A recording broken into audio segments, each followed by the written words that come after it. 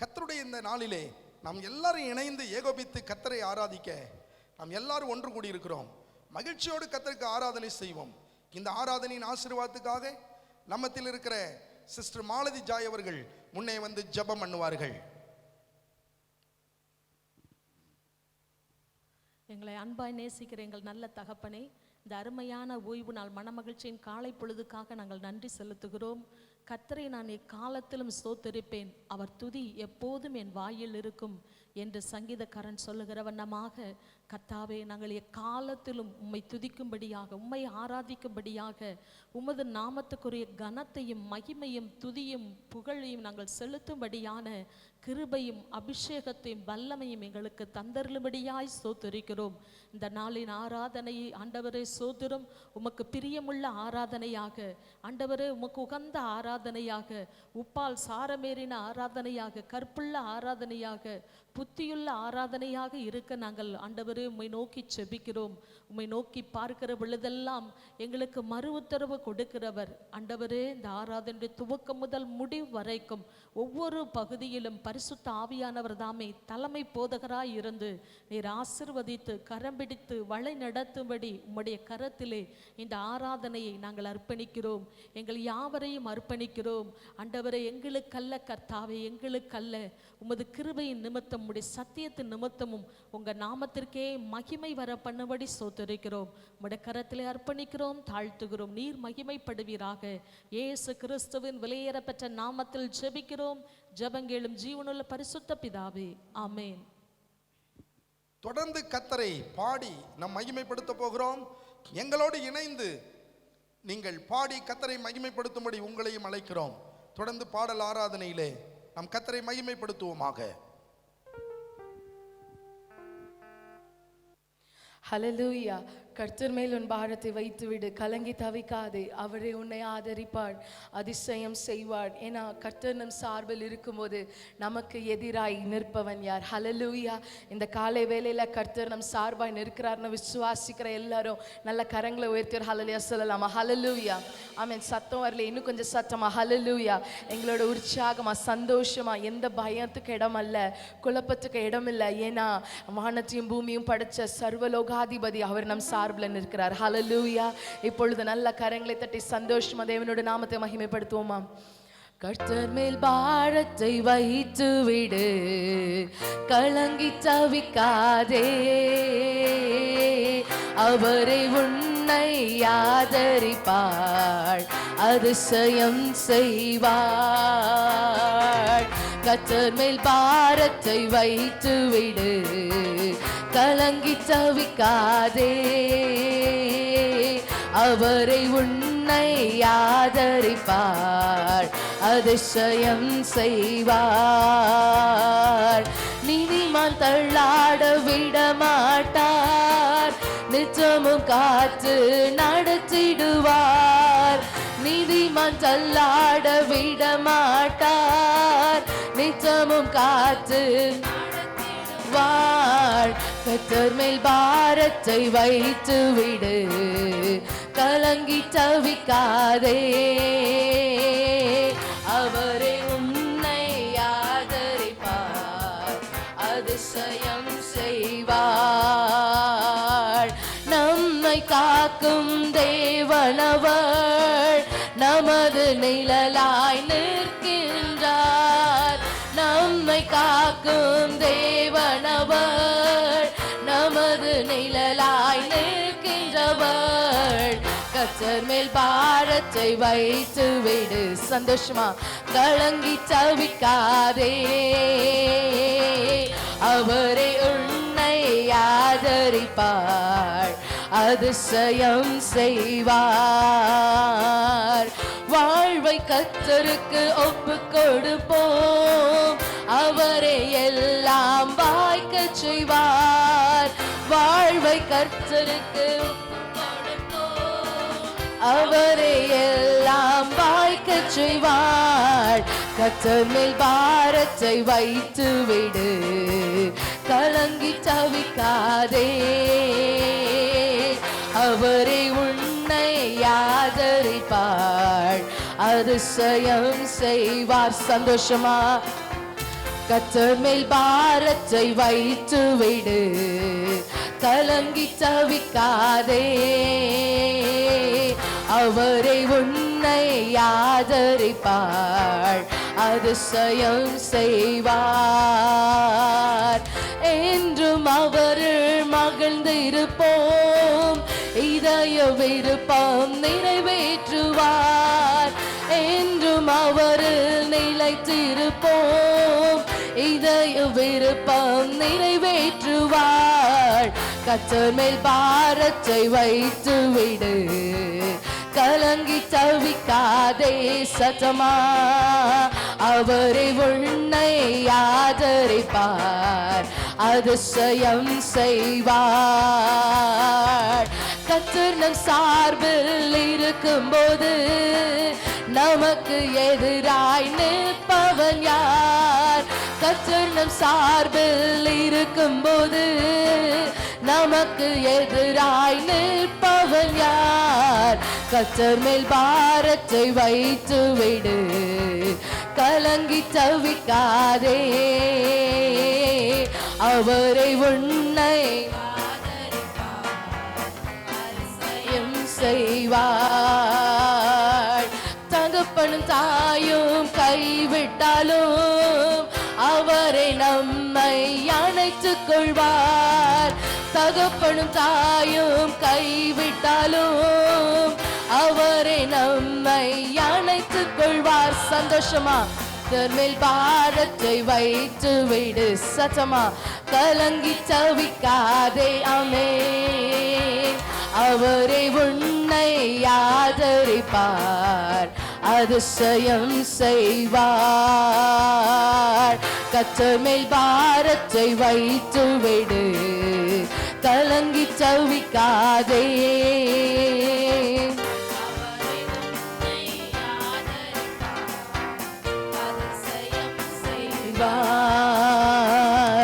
நம்மை காக்கும் தேவனவர் நமது நிழலாயிருக்கின்றார். நம்மை காக்கும் தேவனவர் நமது நிழலாய் நிற்கின்றவர்.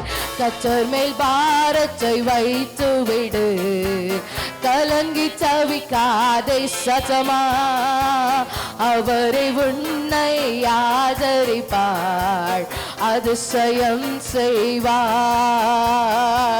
வாழ்வை கர்த்தருக்கு ஒப்பு கொடுப்போம், அவரே எல்லாம் வாய்க்கச் செய்வார். வாழ்வை கர்த்தருக்கு ஒப்பு கொடுப்போம், அவரே எல்லாம் வாய்க்கச் செய்வார். சத்தமா கர்த்தர் மேல் பாரத்தை வைத்து விடு, கலங்கி தவிக்காதே. அவரை உன்னை ஆதரிப்பார், அதிசயம் செய்வார். சொல்ல முடியுமா? நம்மை காக்கும் தேவனவர் நமது நிழலாயிருக்கின்றவர். நம்மை காக்கும் தேவனவர் நமது நிழலாயிருக்கின்றவர். கர்த்தர் மேல் பாரத்தை வைத்து விடு, கலங்கி தவிக்காதே. அவரை உன்னை ஆதரிப்பார், அதிசயம் செய்வார். கர்த்தர் நம் சார்பில் இருக்கும்போது நமக்கு எதிராய் நிற்பவன் யார்? கர்த்தர் நம் சார்பில் நமக்கு எதிராய் நிற்பவன் யார்? கர்த்தர் மேல் பாரத்தை வைத்து விடு, கலங்கி தவிக்காதே. அவரை உன்னை ஆதரிப்பார், அதிசயம் செய்வார். என்றும் அவரில் மகிழ்ந்து இருப்போம், இதய விருப்பம் நிறைவேற்றுவார். என்றும் அவரில் மகிழ்ந்து இருப்போம், இதய விருப்பம் நிறைவேற்றுவார். கர்த்தர் மேல் பாரத்தை வைத்து விடு, கலங்கி தவிக்காதே. அவரை உன்னை ஆதரிப்பார், அதிசயம் செய்வார். சொல்ல முடியுமா? கர்த்தர் மேல் பாரத்தை வைத்து விடு, கலங்கி தவிக்காதே. அவரை உன்னை ஆதரிப்பார், அதிசயம் செய்வார். நீதிமான் தள்ளாட விட மாட்டார், நிஜமும் காத்து நடத்திடுவார். நீதிமான் தள்ளாட விட மாட்டார், நிஜமும் காத்து நடத்திடுவார். கர்த்தர் மேல் பாரத்தை வைத்து விடு, கலங்கி தவிக்காதே. அவரை உன்னை ஆதரிப்பார், அதிசயம் செய்வார். ஒரு விசை கர்த்தர் மேல் பாரத்தை வைத்து விடு, கலங்கி தவிக்காதே.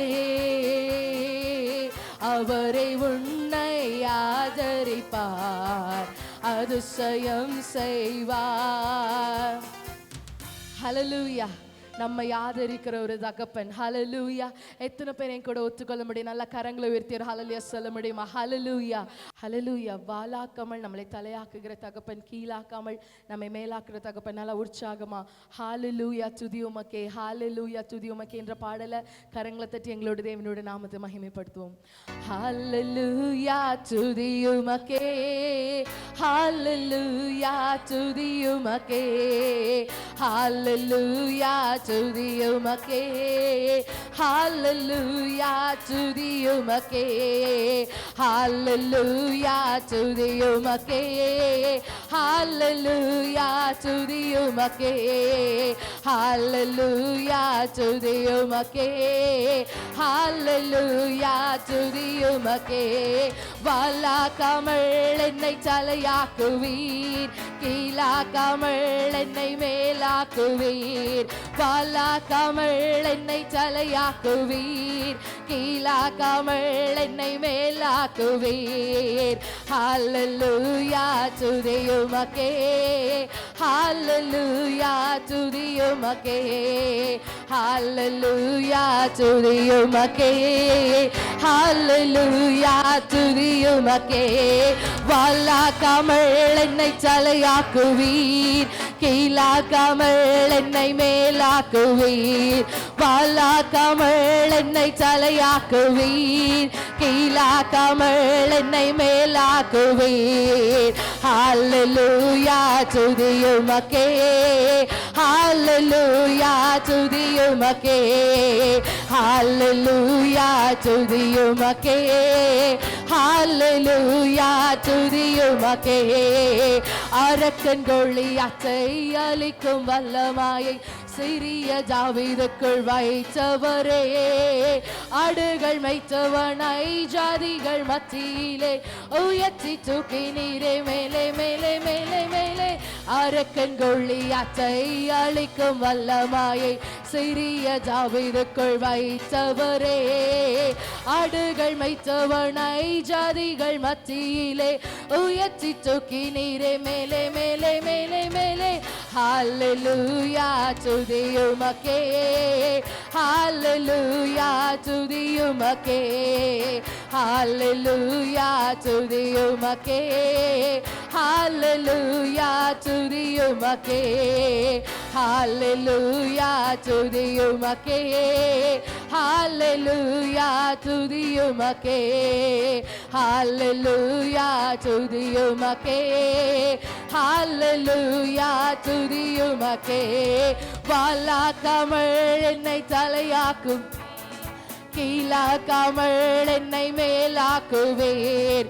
வாலாக்காமல் என்னை தலையாக்குவீர், கீழாக்காமல் என்ன மேலாக்கு. சத்தமா வாலாக்காமல் என்ன தலையாக்குவீர், கீழாக்காமல் என்ன மேலாக்குவீர். வாலாக்காமல் என்ன தலையாக்குவீர், கீழாக்காமல் என்ன மேலாக்குவீர். கை நீட்டி தூக்கி விட்டீர், உயரத்தில் என்னை வைத்தீர், பிள்ளையாய் மாற்றி விட்டீர் நிரந்தரமாய். தூசியை தட்டி விட்டீர், சாம்பலை போக்கி விட்டீர், சிங்காரம் தந்து விட்டீர் நிரந்தரமாய். கை நீட்டி தூக்கி விட்டீர், உயரத்தில் என்னை வைத்தீர், பிள்ளையாய் மாற்றி விட்டீர் நிரந்தரமாய். தூசியை தட்டி விட்டீர், சாம்பலை போக்கி விட்டீர், சிங்காரம் தந்து விட்டீர் நிரந்தரமாய். ஹல்லேலூயா துதி உமக்கே. சந்தோஷமா ஆமென். ஹல்லேலூயா துதி உமக்கே, ஹல்லேலூயா துதி உமக்கே. சந்தோஷமா ஹல்லேலூயா துதி உமக்கே, ஹல்லேலூயா துதி உமக்கே, ஹல்லேலூயா துதி உமக்கே, ஹல்லேலூயா துதி உமக்கே. வாலாக்காமல் என்னை தலையாக்குவீர், கீழாக்காமல் என்னை மேலாக்குவீர். வாலாக்காமல் என்ன தலையாக்குவீர், கீழாக்காமல் என்ன மேலாக்குவீர். வாலாக்காமல் என்ன தலையாக்குவீர், மேலாக்குவீர். ஹல்லேலூயா துதி,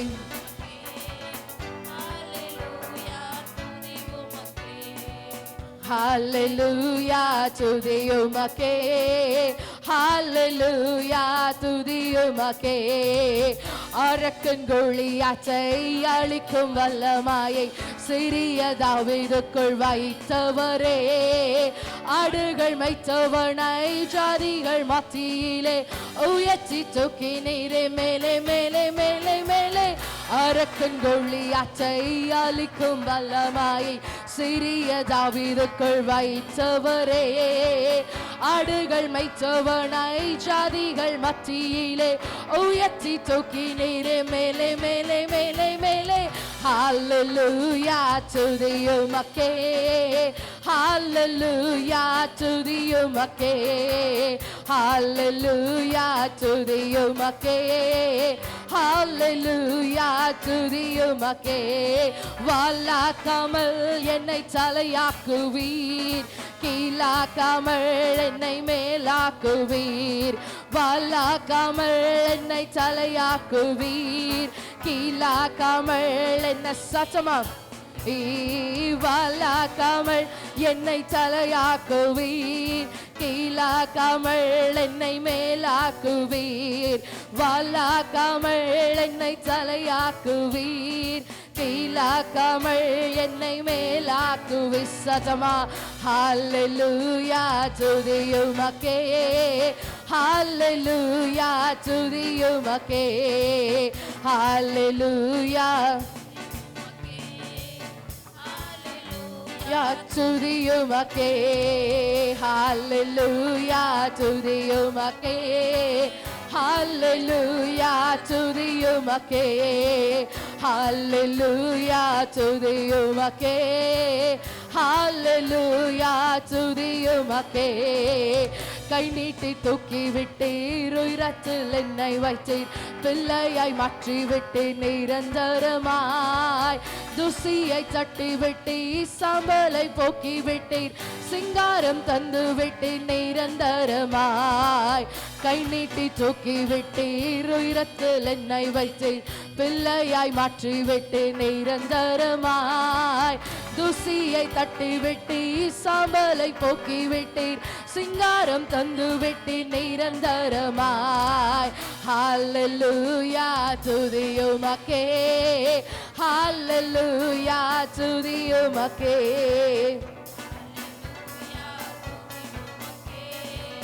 ஹல்லேலூயா துதி உமக்கே, ஹல்லேலூயா துதி உமக்கே, ஹல்லேலூயா துதி உமக்கே, ஹல்லேலூயா துதி உமக்கே, ஹல்லேலூயா துதி உமக்கே. வாலாக்காமல் என்னை தலையாக்குவீர், கீழாக்காமல் என்னை மேலாக்குவீர். வாலாக்காமல் என்னை தலையாக்குவீர், கீழாக்காமல் என்ன மேலாக்குவே. ஹல்லேலூயா துதியுமக்கே, ஹல்லேலூயா துதியுமக்கே, ஹல்லேலூயா துதியும் துதியுமக்கே. ஹல்லேலூயா. எல்லா துதி கன மகிமை அவர் ஒருவருக்கே. ஹல்லேலூயா. நல்ல உற்சாகமா கரங்களை உயர்த்தி ஹல்லேலூயா சொல்லலாமா? ஹல்லேலூயா. ஆமென். ஹல்லேலூயா. பலவான என்னை மாற்றினவர், நீதிமான் என்று அழைக்கிறவர், எனக்காக யுத்தத்தை செய்கிறவர், முன்னின்று சத்துருவை துரத்துபவர். ஹல்லேலூயா. நமக்காக முன்னின்று எல்லா வியாதி, எல்லா பிரச்சனை எல்லாவற்றிலும் நமக்காக முன்னின்று போராடுகிற ஒரு தகப்பன். ஹல்லேலூயா. அவர் நமக்காக முன்னின்று ஆமென் ஜெயித்து ஆமென் போராடி நமக்கு ஜெயத்தை பெற்றுக் கொடுக்கிறவர். ஹல்லேலூயா. நல்ல ஒரு ஹல்லேலூயா சொல்லலாமா? ஹல்லேலூயா. நமக்காக நம் பட்சத்துல நின்று நமக்காக வழக்காடுகிற ஒரு தகப்பன். ஹல்லேலூயா. அது எவ்வளவு ஒரு அருமை. ஆமென். உற்சாகமா எங்களோட கரங்களை தட்டி, பலவானா என்னை மாற்றினவர், நீதிமான் என்று அழைக்கிறவர், எனக்காக யுத்தத்தை செய்கிறவர், முன்னின்று சத்துருவை துரத்துபவர்னு உற்சாகமா கரங்களை தட்டி தேவனோட நாமத்தை மகிமைப்படுத்துவோம்.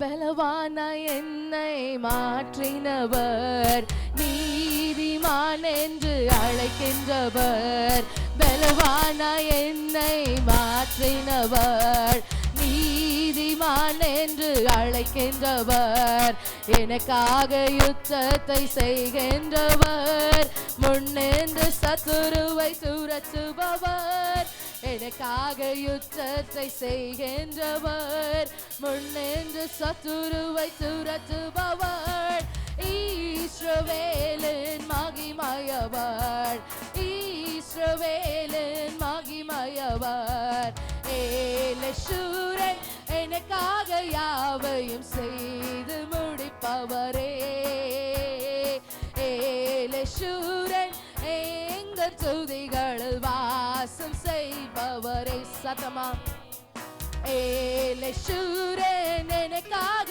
யாவையும் செய்து முடிப்பவரே, ஏலேஷூரன் எங்கள் துதிகளில் வாசம் செய்பவரே, பயப்படாதே என்றவரே, நான் உன்னை மறவேன் என்றவரே, பயப்படாதே என்றவரே, நான் உன்னை மறவேன் என்றவரே, பாவங்கள் யாவையும் மன்னித்தீரே, சாபங்கள் யாவையும் நீக்கினீரே, பாவங்கள் யாவையும் மன்னித்தீரே, சாபங்கள் யாவையும் நீக்கினீரே, மீட்டு கொண்டேன் என்றீரே, என்னை மீட்டு கொண்டேன் என்றீரே, ஏலேஷூரன்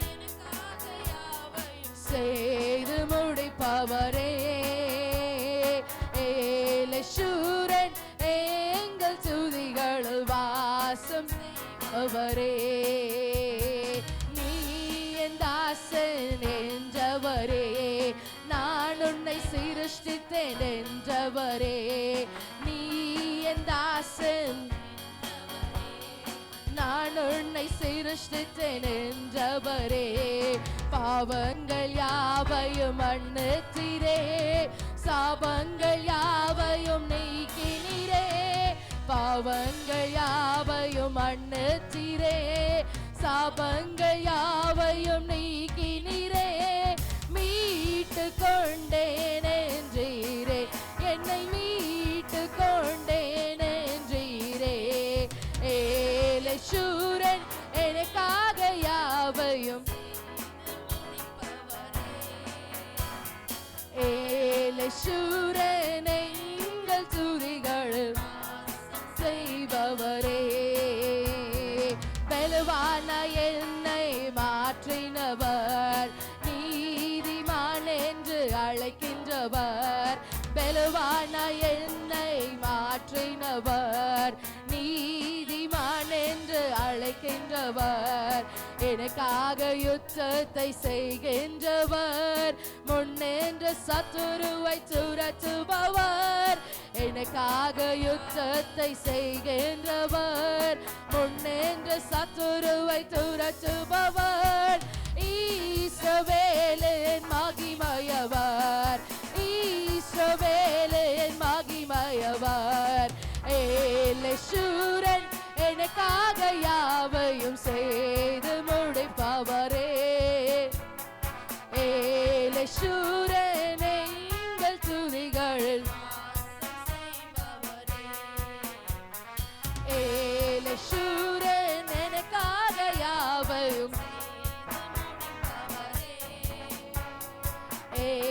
ஏலசூரன் எங்கள் துதிகள் செய்பவரே, ஏலசூரன் எனக்காக யாவையும்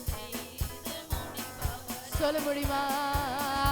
ஏலசூரன் எங்கள் துதிகள் செய்பவரே. ஹல்லேலூயா. நல்ல சந்தோஷமா ஹல்லேலூயா சொல்லலாமா? ஹல்லேலூயா. எல்லாரும் இணைந்து கர்த்தரை பாடி மகிமைப்படுத்த போகிறோம். சுவாசமுள்ள யாவும் கர்த்தரை துதிப்பதாக என்று வேதம் சொல்லுகிறது அல்லவா? இந்த நாளிலே நம் கர்த்தரை ஆராதிக்கும் போது கர்த்தர் நமக்காக யுத்தம் செய்வார்.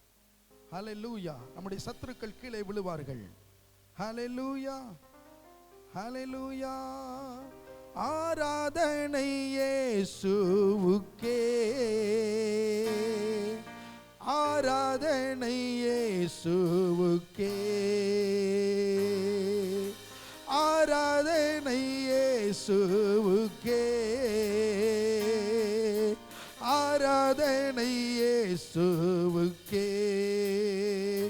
நீ சொன்னால் போதும் செய்வேன், நீர் காட்டும் வழியில் நடப்பேன், உம் பாதம் ஒன்றே பிடிப்பேன், என் அன்பு இயேசுவே.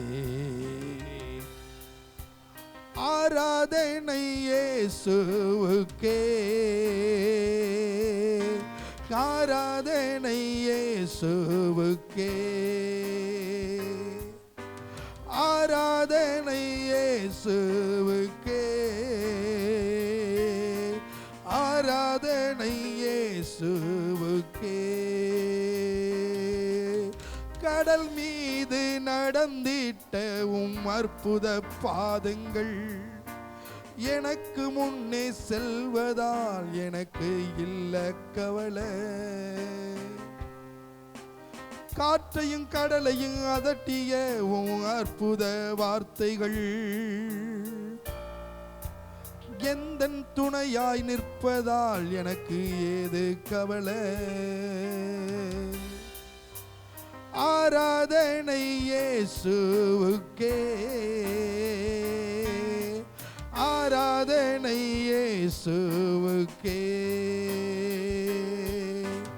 ஆராதனை இயேசுவுக்கே, ஆராதனை இயேசுவுக்கே. பாதையெல்லாம் அந்தகாரம் சூழ்ந்து கொண்டாலும் பாதை காட்ட நேசருண்டு, பயமே இல்லையே. பார்வோன் சேனை தொடர்ந்து வந்து சூழ்ந்து கொண்டாலும் பாதுகாக்க கர்த்தருண்டு, பயமே இல்லையே. ஆராதனை இயேசுவுக்கே, ஆராதனை இயேசுவுக்கே, ஆராதனை இயேசுவுக்கே, ஆராதனை இயேசுவுக்கே. நீ சொன்னால் போதும் செய்வேன், நீர் காட்டும் வழியில் நடப்பேன், உம் பாதம் ஒன்றே பிடிப்பேன், என் அன்பு இயேசுவே. ஆராதனை இயேசுவுக்கே, ஆராதனை இயேசுவுக்கே, ஆராதனை இயேசுவுக்கே, ஆராதனை இயேசுவுக்கே, ஆராதனை இயேசுவுக்கே. எல்லாரும் எங்களோடு இணைந்து இந்த காலை நேரத்தில் மனமகிழ்ச்சியான இந்த ஓய்வு நாளில், இந்த பரிசுத்த நாளிலே நாம் கொஞ்ச நேரம் கர்த்தரை ஆராதிப்போமாக. ஆராதனை இயேசுவுக்கே, ஆராதனை இயேசுவுக்கே, ஆராதனை இயேசுவுக்கே, ஆராதனை இயேசுவுக்கே. நீர் சொன்னால் போதும் செய்வேன், நீர் காட்டும் வழியில் நடப்பேன், உம் பாதம் ஒன்றை பிடிப்பேன் என் அன்பு இயேசுவே. நீ சொன்னால் போதும் செய்வேன், நீர் காட்டும் வழியில் நடப்பேன், உம் பாதம் ஒன்று பிடிப்பேன் என் அன்பு இயேசுவே. ஆராதனை இயேசுவுக்கே, ஆராதனை இயேசுவுக்கே, ஆராதனை இயேசுவுக்கே, ஆராதனை இயேசுவுக்கே. சர்வ வல்லமையுள்ள தெய்வமே, எங்கள் அன்பு இரட்சகரே, ஆராதனைக்குரிய தெய்வமே, ஆண்டவரே, இந்த காலை நேரத்தில் உம்மை நாங்கள் ஆராதிக்கிறோம் ஆண்டவரே, உம்மை மகிமைப்படுத்துகிறோம் ஆண்டவரே. ஹல்லேலூயா, ஹல்லேலூயா. ஆண்டவரே, ஆண்டவரே, கடல் மீது நடந்துட்ட உம்முடைய அற்புத பாதங்கள் எனக்கு முன்னே செல்வதனால் எனக்கு கவலை இல்லை ஆண்டவரே. காற்றையும் கடலையும் அதட்டிய உம்முடைய அற்புத வார்த்தைகள் என் துணையா நிற்பதனால் எனக்கு ஒரு கவலை இல்லை. உம்மை நோக்கி பார்க்கிறோம், உம்மை மகிமைப்படுத்துகிறோம். ஹல்லேலூயா, ஹல்லேலூயா. பார்வோனின் சேனை, பார்வோனின் சேனை எங்களுக்கு எதிராய் வந்தாலும் ஹல்லேலூயா, கர்த்தர் அவைகளை எல்லாம் எங்களுக்கு சாதகமாய் மாற்றுவீர் ஆண்டவரே. நாங்கள் உம்மை ஆராதிக்கிறோம் ஆண்டவரே, நாங்கள் உம்மை மகிமைப்படுத்துகிறோம். ஹல்லேலூயா, ஹல்லேலூயா, ஹல்லேலூயா. நாம் எல்லாரும் ஹல்லேலூயா தொடர்ந்து கைகளை உயர்த்தி நாம் ஜெபம் பண்ண போகிறோம். கைகளை உயர்த்தி கர்த்தரை நாம் துதிப்போமாக. ஹல்லேலூயா, ஆமென். இம்மட்டுமாய் நம்முடைய ஜெபங்களை கேட்டு தேசத்திலே கர்த்தர் ஒரு சேமத்தை, ஒரு மாற்றத்தை, ஒரு விடுதலையை கர்த்தர் கொடுத்து வருகிறார், விடுதலையை கொடுத்து வருகிறார். ஆமென். அந்த விடுதலையின் ஆவியானவர், ஓ ஹல்லேலூயா, நம்முடைய தேசத்தில் இருக்கிற நிலையை கர்த்தர் பரிபூரணமாய் மாற்றும்படி கடந்த வாரங்களிலெல்லாம் நம்ம ஜெபம் பண்ணோம். கர்த்தர் நம்முடைய ஜெபத்தை கேட்டு இன்னைக்கு இந்த கொரோனா வைரஸினுடைய இந்த தாக்கத்தை கர்த்தர் குறைய பண்ணியிருக்கிறார். இந்த வைரலினுடைய அகோரத்தை கர்த்தர் குறைய பண்ணியிருக்கிறார். அதனுடைய வீரியத்தை கர்த்தர் அழித்திருக்கிறார். இந்த நாட்களில் கர்த்தர் தொடர்ந்து அவருடைய நாமத்தை மகிமைப்படுத்தி, ஓ தேசத்தை கர்த்தர் காக்கும்படி, நம்முடைய தமிழ்நாட்டை கர்த்தர் காக்கும்படி, நம்முடைய இந்திய தேசத்தை கர்த்தர் காக்கும்படி, முழு உலகத்தையும் காக்கும்படி நாங்கள் ஸ்தோத்திரம் பண்றோம் ஆண்டவரே. விசேஷமாக ஆண்டவரே, இந்த கொரோனா வைரஸினுடைய தாக்கத்தினாலே ஆங்காங்கே தனிமைப்படுத்தப்பட்டிருக்கிற ஜனங்களுக்காக, இந்த வைரஸ் பிடியிலே பாதிக்கப்பட்டு ஆங்காங்கே ஆண்டவரே காவலில், ஆங்காங்கே ஆண்டவரே தோத்திரம் மருத்துவமனையிலே ஆண்டவரே ட்ரீட்மெண்ட் எடுத்துக்கொண்டிருக்கிற ஒவ்வொருவருக்காக நாங்கள் ஜெபம் பண்ணுகிறோம். ஒவ்வொருவரை கர்த்தர் பாதுகாத்து பலப்படுத்தி அவர்களை கர்த்தர் சுகப்படுத்துவீராக. இந்த நாட்களில் இந்த வைரல் இன்ஃபெக்ஷனால பாதிக்கப்பட்ட ஜனங்களுக்கு ஆண்டவரே தோத்திரம், ஆண்டவரே பணி செய்து கொண்டிருக்கிற மருத்துவர்களுக்காக நாங்கள் ஜெபம் பண்ணுகிறோம். செவிலியர்களுக்காக ஜெபம் பண்ணுகிறோம். கர்த்தருடைய தெய்வீக சுகமளிக்கிற பாதுகாப்பின் கரம் அவர்கள் மேல் இறங்கி வந்து அவர்களை பாதுகாக்கும்படியாய் நாங்கள் ஜெபம் பண்ணுகிறோம் ஆண்டவரே. காவல்துறையினருக்காக நாங்கள் ஜெபம் பண்ணுகிறோம் ஆண்டவரே. ஆண்டவரே, காவல்துறையினருக்காக ஜெபம் பண்ணுகிறோம். இரவு பகலாக நேரம் காலம் பார்க்காம உழைக்கிற அவர்களை நீர் ஆண்டவரை பலப்படுத்துவீராக. வருவாய் துறைக்காக ஜெபம் பண்ணுகிறோம். ஒவ்வொரு இலாக்காவையும் கர்த்தர் நீர் உம்முடைய இரத்தத்துக்குள்ளே மறைப்பீராக. அந்த இலாக்காவில் இருக்கிற அதிகாரிகளை கர்த்தர் பலப்படுத்துவீராக. கர்த்தர் தேசத்திலே ஒரு சேமத்தை, விடுதலையை கர்த்தர் தரப்போறதுக்காக நாங்கள் உம்மை நன்றியோடு துதிக்கிறோம் ஆண்டவரை. ஜெபத்தை கேட்டு அற்புதம் செய்யுங்க. தொடர்ந்து நீங்க உங்க நாமத்தை மகிமைப்படுத்துங்க. இயேசுவின் நாமத்தில் பிதாவே, ஆமென், ஆமென்.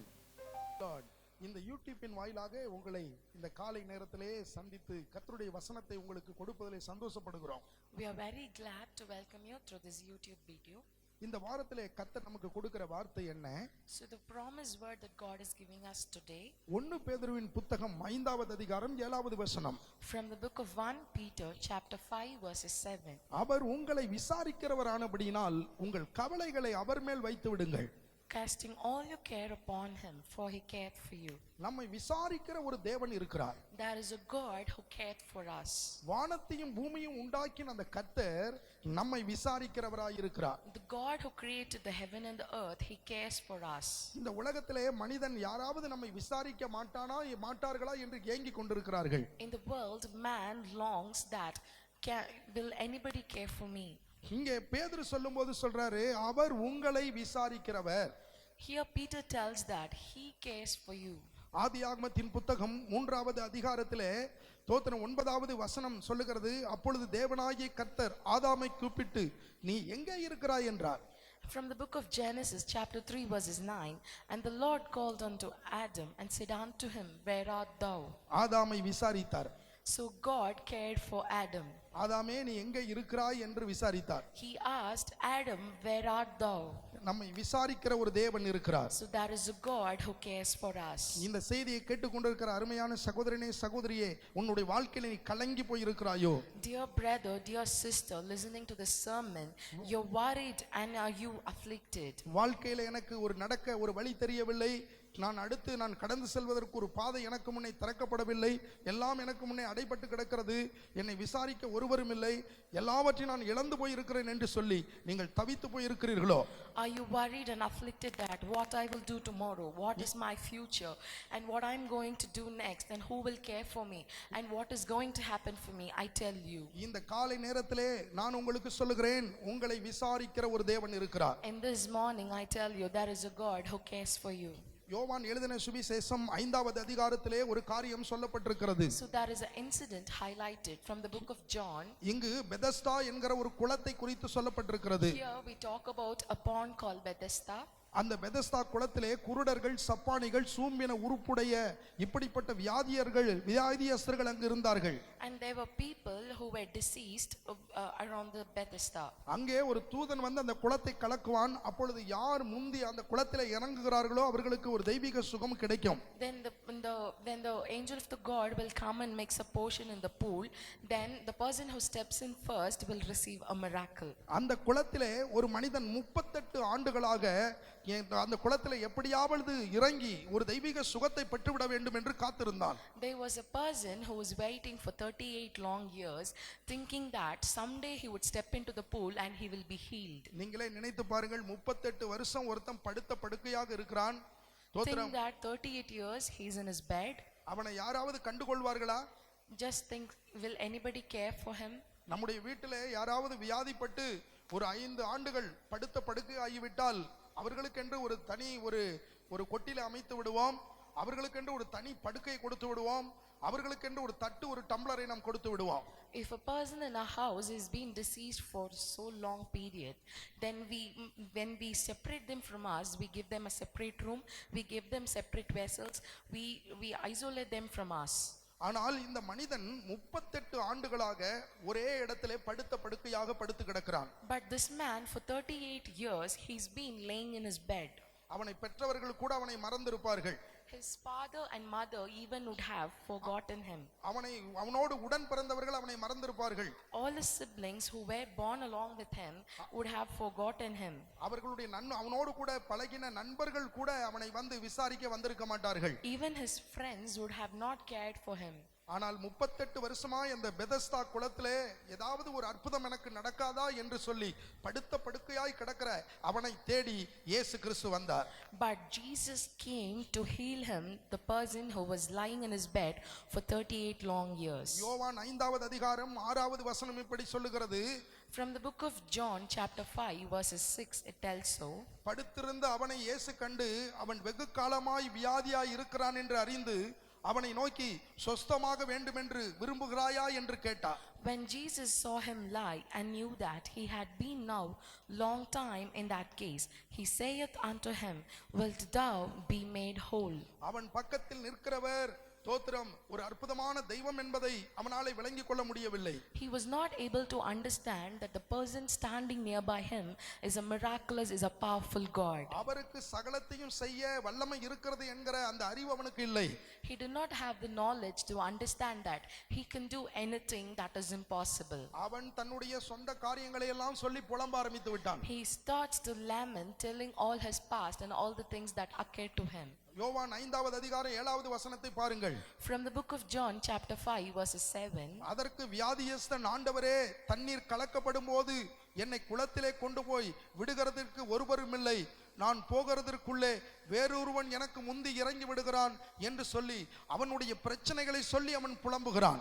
The impotent man answered him, Sir, I have no man when the water is troubled to put me into the pool, but while I am coming, another steppeth down before me. இன்று அநேகர் தங்களுடைய பிரச்சனைகள், போராட்டங்கள், நெருக்கங்கள் வரும்போது அநேக காரியங்களை சொல்லி புலம்பி தோத்திரம் கலங்கி கொண்டிருக்கிறார்கள். Today many people in their time of trouble, in their time of problem, in their time of affliction and tribulation, they keep on lamenting about the problem that has occurred to him. இந்த செய்தியை கேட்டுக்கொண்டிருக்கிற உங்களுடைய வாழ்க்கையிலும் கலக்கம், குழப்பம் இருக்கலாம். நீங்கள் அநேக நேரத்திலே அந்த குழப்பத்துக்கு இடம் கொடுத்து நீங்கள் புலம்பி கொண்டிருக்கலாம்.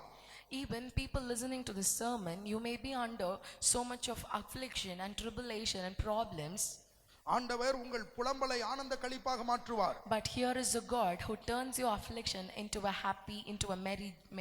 உங்களுடைய வாழ்க்கையில இருக்கிற எல்லா தவிப்புகளை அவராலே மாற்ற முடியும். He can take away all the sorrows that is in your life. பாருங்க, இயேசு 38 வருஷம் வியாதியாய் கிடந்த அவனை பார்த்து ஒரே ஒரு வார்த்தை சொன்னார்.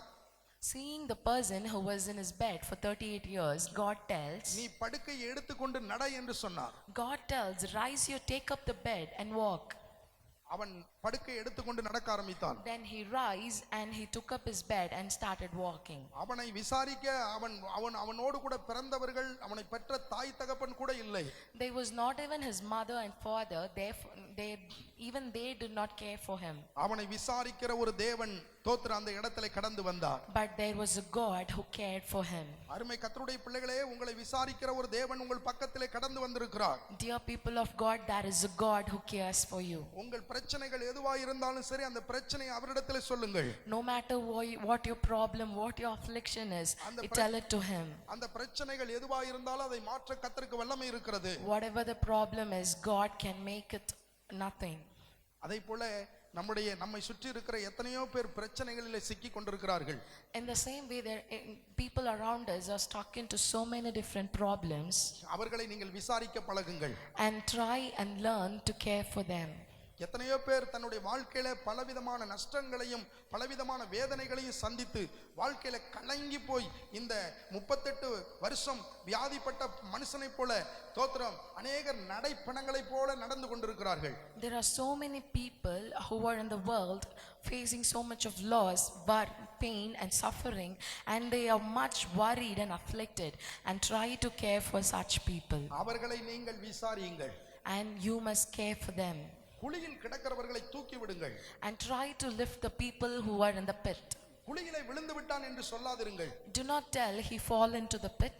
குழியிலே விழுந்தவனை இன்னும் கொஞ்சம் மண்ணை அள்ளி போட்டு மூட நினைக்காதிருங்கள். Do not try to put sand on him and pull him down.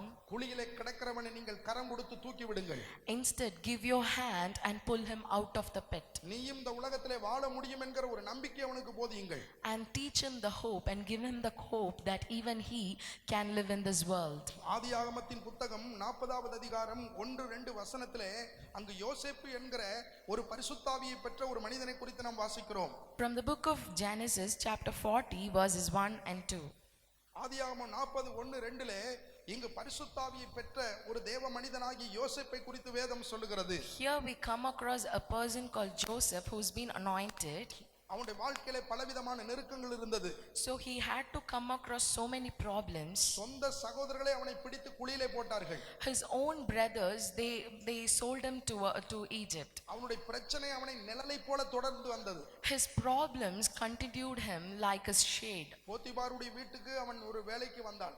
So he came as a worker to the house of Potiphar. தேவன் அங்கே அவனை உயர்த்தினார். And God gave him the increase. அங்கு ஏற்பட்ட சில பிரச்சனைகள் நிமித்தம் அவன் சிறைச்சாலைக்கு தள்ளப்பட்டான். And there he had to meet some problems, and so he was forced into jail. சிறைச்சாலையிலே ஒரு சிறை கைதியாக அவன் இருக்கிறான். There in the prison he was a slave in the prison. சிறை கைதியாக இருக்கிற ஒரு மனிதனுடைய வாழ்க்கையில எப்படி அவன் இருப்பான்? So how would a life of a slave in a prison would be? நாளை என்கிற அந்த நம்பிக்கை அவனுக்கு இருக்காது. He would not have a hope about tomorrow. அவன் வாழ்க்கை அவனுக்கு ஒரு கேள்விக்குறியாக இருக்கும். His life itself would be a great question mark. இப்ப இந்த யோசேப்பு காலையில எழுந்து கடவுளை அவன் நோக்கி ஜெபம் பண்ணிட்டு இப்ப அந்த சிறைச்சாலையில் இருக்கிற ஒவ்வொருவரையும் பார்த்து விசாரிக்கிறான். And this man wakes up and he cares for everybody who are in the prison along with him. அவன் எல்லாரையும் பார்த்து நீங்க நல்லா இருக்கீங்களா, எப்படி இருக்கீங்க, இன்னைக்கு நைட்டு நல்லா தூங்குனீங்களா என்று சொல்லி விசாரிப்பான். He would go every day and care for everybody, telling that, did you have your lunch, did you have your dinner, did you sleep well, and so on. அப்படி விசாரிக்கும் போதுதான் அங்க பானபாத்திரக்காரன் சுயம்பாகி என்கிற ரெண்டு பேரை சந்திக்கிறான். Only then he comes across people called baker and butler of the அந்த king. ரெண்டு பேரும் யாரு? பார்வோன் இடத்திலே வேலை செய்தவர்கள். And who are they? They worked under Pharaoh. இப்பொழுது பார்வோனாலே இவர்கள் தோத்திர சிறைச்சாலைக்கு அனுப்பப்பட்டிருக்கிறார்கள். And now because of the king, they are put into the prison. ஆதியாகமம் 40:5 சொல்லுகிறது, அவர்கள் தோத்திரம் எகிப்து ராஜாவுக்கு பானபாத்திரக்காரனும் சுயம்பாகியுமாகிய அவ்விரண்டு பேரும் சிறைச்சாலையில் இருக்கும்போது ஒரே ராத்திரியிலே வெவ்வேறு பொருள் கொண்ட சொப்பனங்களை கண்டார்கள்.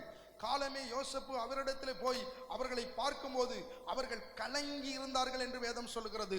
From the book of Genesis chapter 40 verses 5, and they dreamed a dream, both of them, each man his dream in one night, each man according to his interpretation of his dream, the butler and the baker of the king of Egypt, which were bound in the prison.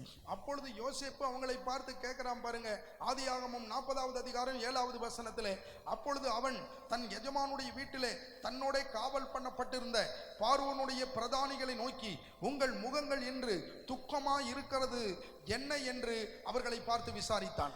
And he asked Pharaoh's officers that were with him in the ward of his lord's house, saying, wherefore look ye so sadly today?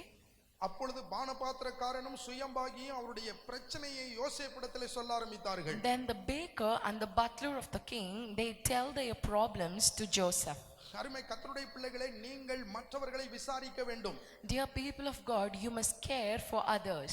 அதைதான் ஜனங்கள் எதிர்பார்க்கிறார்கள். And that is what is expected by your co-fellow partners. பாருங்க, இந்த யோசேப்புடைய வாழ்க்கையிலே நெருக்கங்கள் இருந்தது, பிரச்சனை இருந்தது, ஆனாலும் அவன் மற்றவர்களை விசாரிக்கிறவனாக இருந்தான். When you look into the life of Joseph, you can find so much of problem, pain and suffering, but instead he made sure to care for others. உங்க வாழ்க்கையில பிரச்சனை இருந்தாலும் போராட்டம் இருந்தாலும் பலவிதமான சூழ்நிலைகள் உங்களுக்கு எதிராக இருந்தாலும் மற்றவர்களை பார்த்து நீங்கள் நலம் விசாரிக்க பழகுங்கள். Though there are so many pain, problem and struggle in your life, you must learn to care for others. என் பிரச்சனை எல்லாம் மாறின பிறகுதான் நான் மற்றவங்களுக்கு உதவி செய்வேன் என்று சொல்லாமல் இருங்கள். You must not tell to yourself that only when my problems are solved I'll help others. தேவன் உங்களிடத்தில் அன்பா இருக்கிறார். Because God loves you. தேவன் உங்களை அன்போடு விசாரிக்கிறவர் ஆனபடியினாலே உங்க கவலையை எல்லாம் அவர் மேல வைத்து விடுங்கள். Just because God loves you and cares for you, so do not be worried and afflicted. சங்கீதம் 55:22 சொல்லுகிறது, From the book of Psalms chapter 55 verses 22, கர்த்தர் மேல் உன் பாரத்தை வைத்து விடு, அவர் உன்னை ஆதரிப்பார் என்று வேதம் சொல்லுகிறது. cast thy burden upon the Lord and he shall sustain thee. சங்கீதம் 55:22 சொல்லுகிறது, கர்த்தர் மேல் உன் பாரத்தை வைத்து விடு, அவர் உன்னை ஆதரிப்பார், நீதிமானை ஒருபோதும் அவர் தள்ளாட ஒட்டார் என்று வேதம் சொல்லுகிறது. From the book of Psalms chapter 55 verses 22 it tells, cast thy burden upon the Lord and he shall sustain thee, he shall never suffer the righteous to be moved. நாம் கர்த்தர் மேல் நம்முடைய பாரத்தை வைக்க வேண்டும். So we must cast our burdens upon the Lord. அவர் நம்முடைய பாரத்தை எல்லாம் தன்மேல் ஏற்றுக்கொள்வதற்கு அவர் ஆயத்தமாக இருக்கிறார். He is ready to bear all our problems and all our burdens. சங்கீதம் 37:25 சொல்லுகிறது பாருங்கள். From the book of Psalms chapter 37 verses 25, நான் இளைஞனாய் இருந்தேன், முதிர் வயது உள்ளவனும் ஆனேன், ஆனாலும் நீதிமான் கைவிடப்பட்டதையும் அவன் சந்ததி அப்பத்துக்கு இறந்து திரிகிறதையும் நான் காணவில்லை. I have been young and now am old, yet have I not seen the righteous forsaken, nor I seen begging bread. பாருங்க, இந்த இடத்துல சங்கீதக்காரன் எவ்வளவு அழகாக தெளிவாக நமக்கு சொல்லி கொடுக்கிறான் பாருங்கள். See how beautifully King David tells us அவர் நீதிமானை ஒருபோதும் அவர் என்ன செய்ய மாட்டார், கைவிடவே மாட்டார். that he will never forsake the righteous. அவர் நீதிமானை ஒருபோதும் அவன் தள்ளாட விட மாட்டார். He will never let the righteous forsake. இதைதான் 37:25 தோத்திரம் சங்கீதக்காரன் தெளிவாக சொல்லுகிறான். நான் இளைஞனாய் இருந்தேன், முதிர் வயது உள்ளவனும் ஆனேன், ஆனாலும் நீதிமான் கைவிடப்பட்டதையும் அவன் சந்ததி அப்பத்துக்கு இறந்து திரிகிறதையும் நான் காணவில்லை. This is what King David in his Psalms tells very clearly. I have been young and now am old, yet have I not seen the righteous forsaken, nor I seen begging bread. உங்க பிரச்சனை எதுவா இருந்தாலும் அதை கர்த்தரிடத்தில் வையுங்கள். No matter what your problem is, put it before the Lord. உங்களுடைய பிரச்சனையை நீங்களே சரி செய்து கொள்ள வேண்டும் என்று நினைக்காமல் இருங்கள். Do not think that you can rectify your mistakes. உலகத்திலே இப்படி சிலர் நினைத்து அதிலே தோற்று போய் விட்டார்கள். There are so many people in the world who thought so and they failed in their mission. உங்கள் பிரச்சனை மலை போல இருந்தாலும் அந்த மலை போல இருக்கிற பிரச்சனையை நீங்கள் கர்த்தரிடத்திலே சொல்லுங்கள். Even if your problems are like a mountain, you tell it and make it sure to the Lord. அதை ஆண்டவர் வெண் பஞ்சை போல மாற்றி விடுவார். And God will make it like a cotton. உறைந்த பனியை போல அது வெயில் பட்டு உருகுவது போல உருகி போய்விடும். Like how a snow melts in the sun, your problems will melt. கர்த்தருடைய பிள்ளைகளே, உங்களுடைய பிரச்சனை நீங்கள் கர்த்தரிடத்திலே சொல்ல பழகுங்கள். Dear people of God, try to tell your problems to your Lord. ஒரு நாள் நான் ஒரு புத்தகத்திலே ஒரு கதையை வாசிச்சேன். Once pastor read about a story in a book, அந்த கதையை வாசித்த போது எனக்கு ரொம்ப ஒரு வேடிக்கையான ஒரு கதையாக இருந்தது. and that story was a very funny story. ஒருவன் ஒரு டெம்போ டிராவல்ல போய் கொண்டிருந்தான். Once a person was traveling in a van. அந்த டெம்போ டிராவல்ல போகும்போது ஒரு வயதான ஒரு மூதாட்டி தன் தலையிலே ஒரு சுமையை சுமந்து கொண்டு போய் கொண்டிருந்தார்கள். Then he found a old lady carrying a barrel. அந்த பாட்டியை பார்த்து அவன் கேட்டான், நீ எங்கே போகிறாய் என்று கேட்டான். And this man asked the old lady, where are you going? அவன் சொன்னான், நான் இந்த ஒரு குறிப்பிட்ட இடத்துக்கு போகிறேன்னு இந்த பாட்டி சொன்னாங்க. And this grandmother, she told that I have to go to this particular place. அந்த டெம்போ ஓட்டுகிற அந்த வண்டிக்காரனும் அந்த இடத்துக்கு தான் போக வேண்டி இருந்தது. And this man driving the tempo was also to go to that place. உடனே அந்த பாட்டியை பார்த்து அவன் சொன்னான், நான் போகிற இடமும் நீ போகிற இடமும் ஒன்றுதான், ஆகவே இந்த வண்டியில நீ ஏறிக்கொள், உன்னை பத்திரமாய் அங்க கொண்டு இறக்கி விட்டு விடுகிறேன் என்று சொன்னான். And so this man told the grandmother that I have to go to that place, so you join with me so that I will take you to that place. அந்த பாட்டியும் அவன் சொன்னதை கேட்டு உற்சாகமாக அந்த வண்டியில ஏறி உட்கார்ந்து கொண்டாங்க. And this grandma was very happy and she boarded the van. இப்பொழுது இந்த வண்டி வேகமாய் போய் கொண்டிருக்கிறது. And now this van is been traveling very fast. ஒரு ஸ்பீட் பிரேக் வந்தது. And there comes a speed brake. அந்த ஸ்பீட் பிரேக் வந்த உடனே அந்த பாட்டி அந்த அந்த டெம்போ ஓட்டுகிற அந்த சகோதரனை பார்த்து, ஏ தம்பி, ஏ பேராண்டி, வண்டியை மெதுவாக அந்த ஸ்பீட் பிரேக்ல ஏத்தி இறக்கு என்று சொன்னது. And this grandma told the driver of the van that to move slow in the speed brake. உடனே அந்த டெம்போ ஓட்டுகிற அந்த சகோதரன், ஏன் இந்த பாட்டி இப்படி சொல்லுகிறது என்று சொல்லி அவன் ஆச்சரியப்பட்டு அந்த ஸ்பீட் பிரேக்கை தாண்டின பிறகு அவன் திரும்பி பார்த்தான்.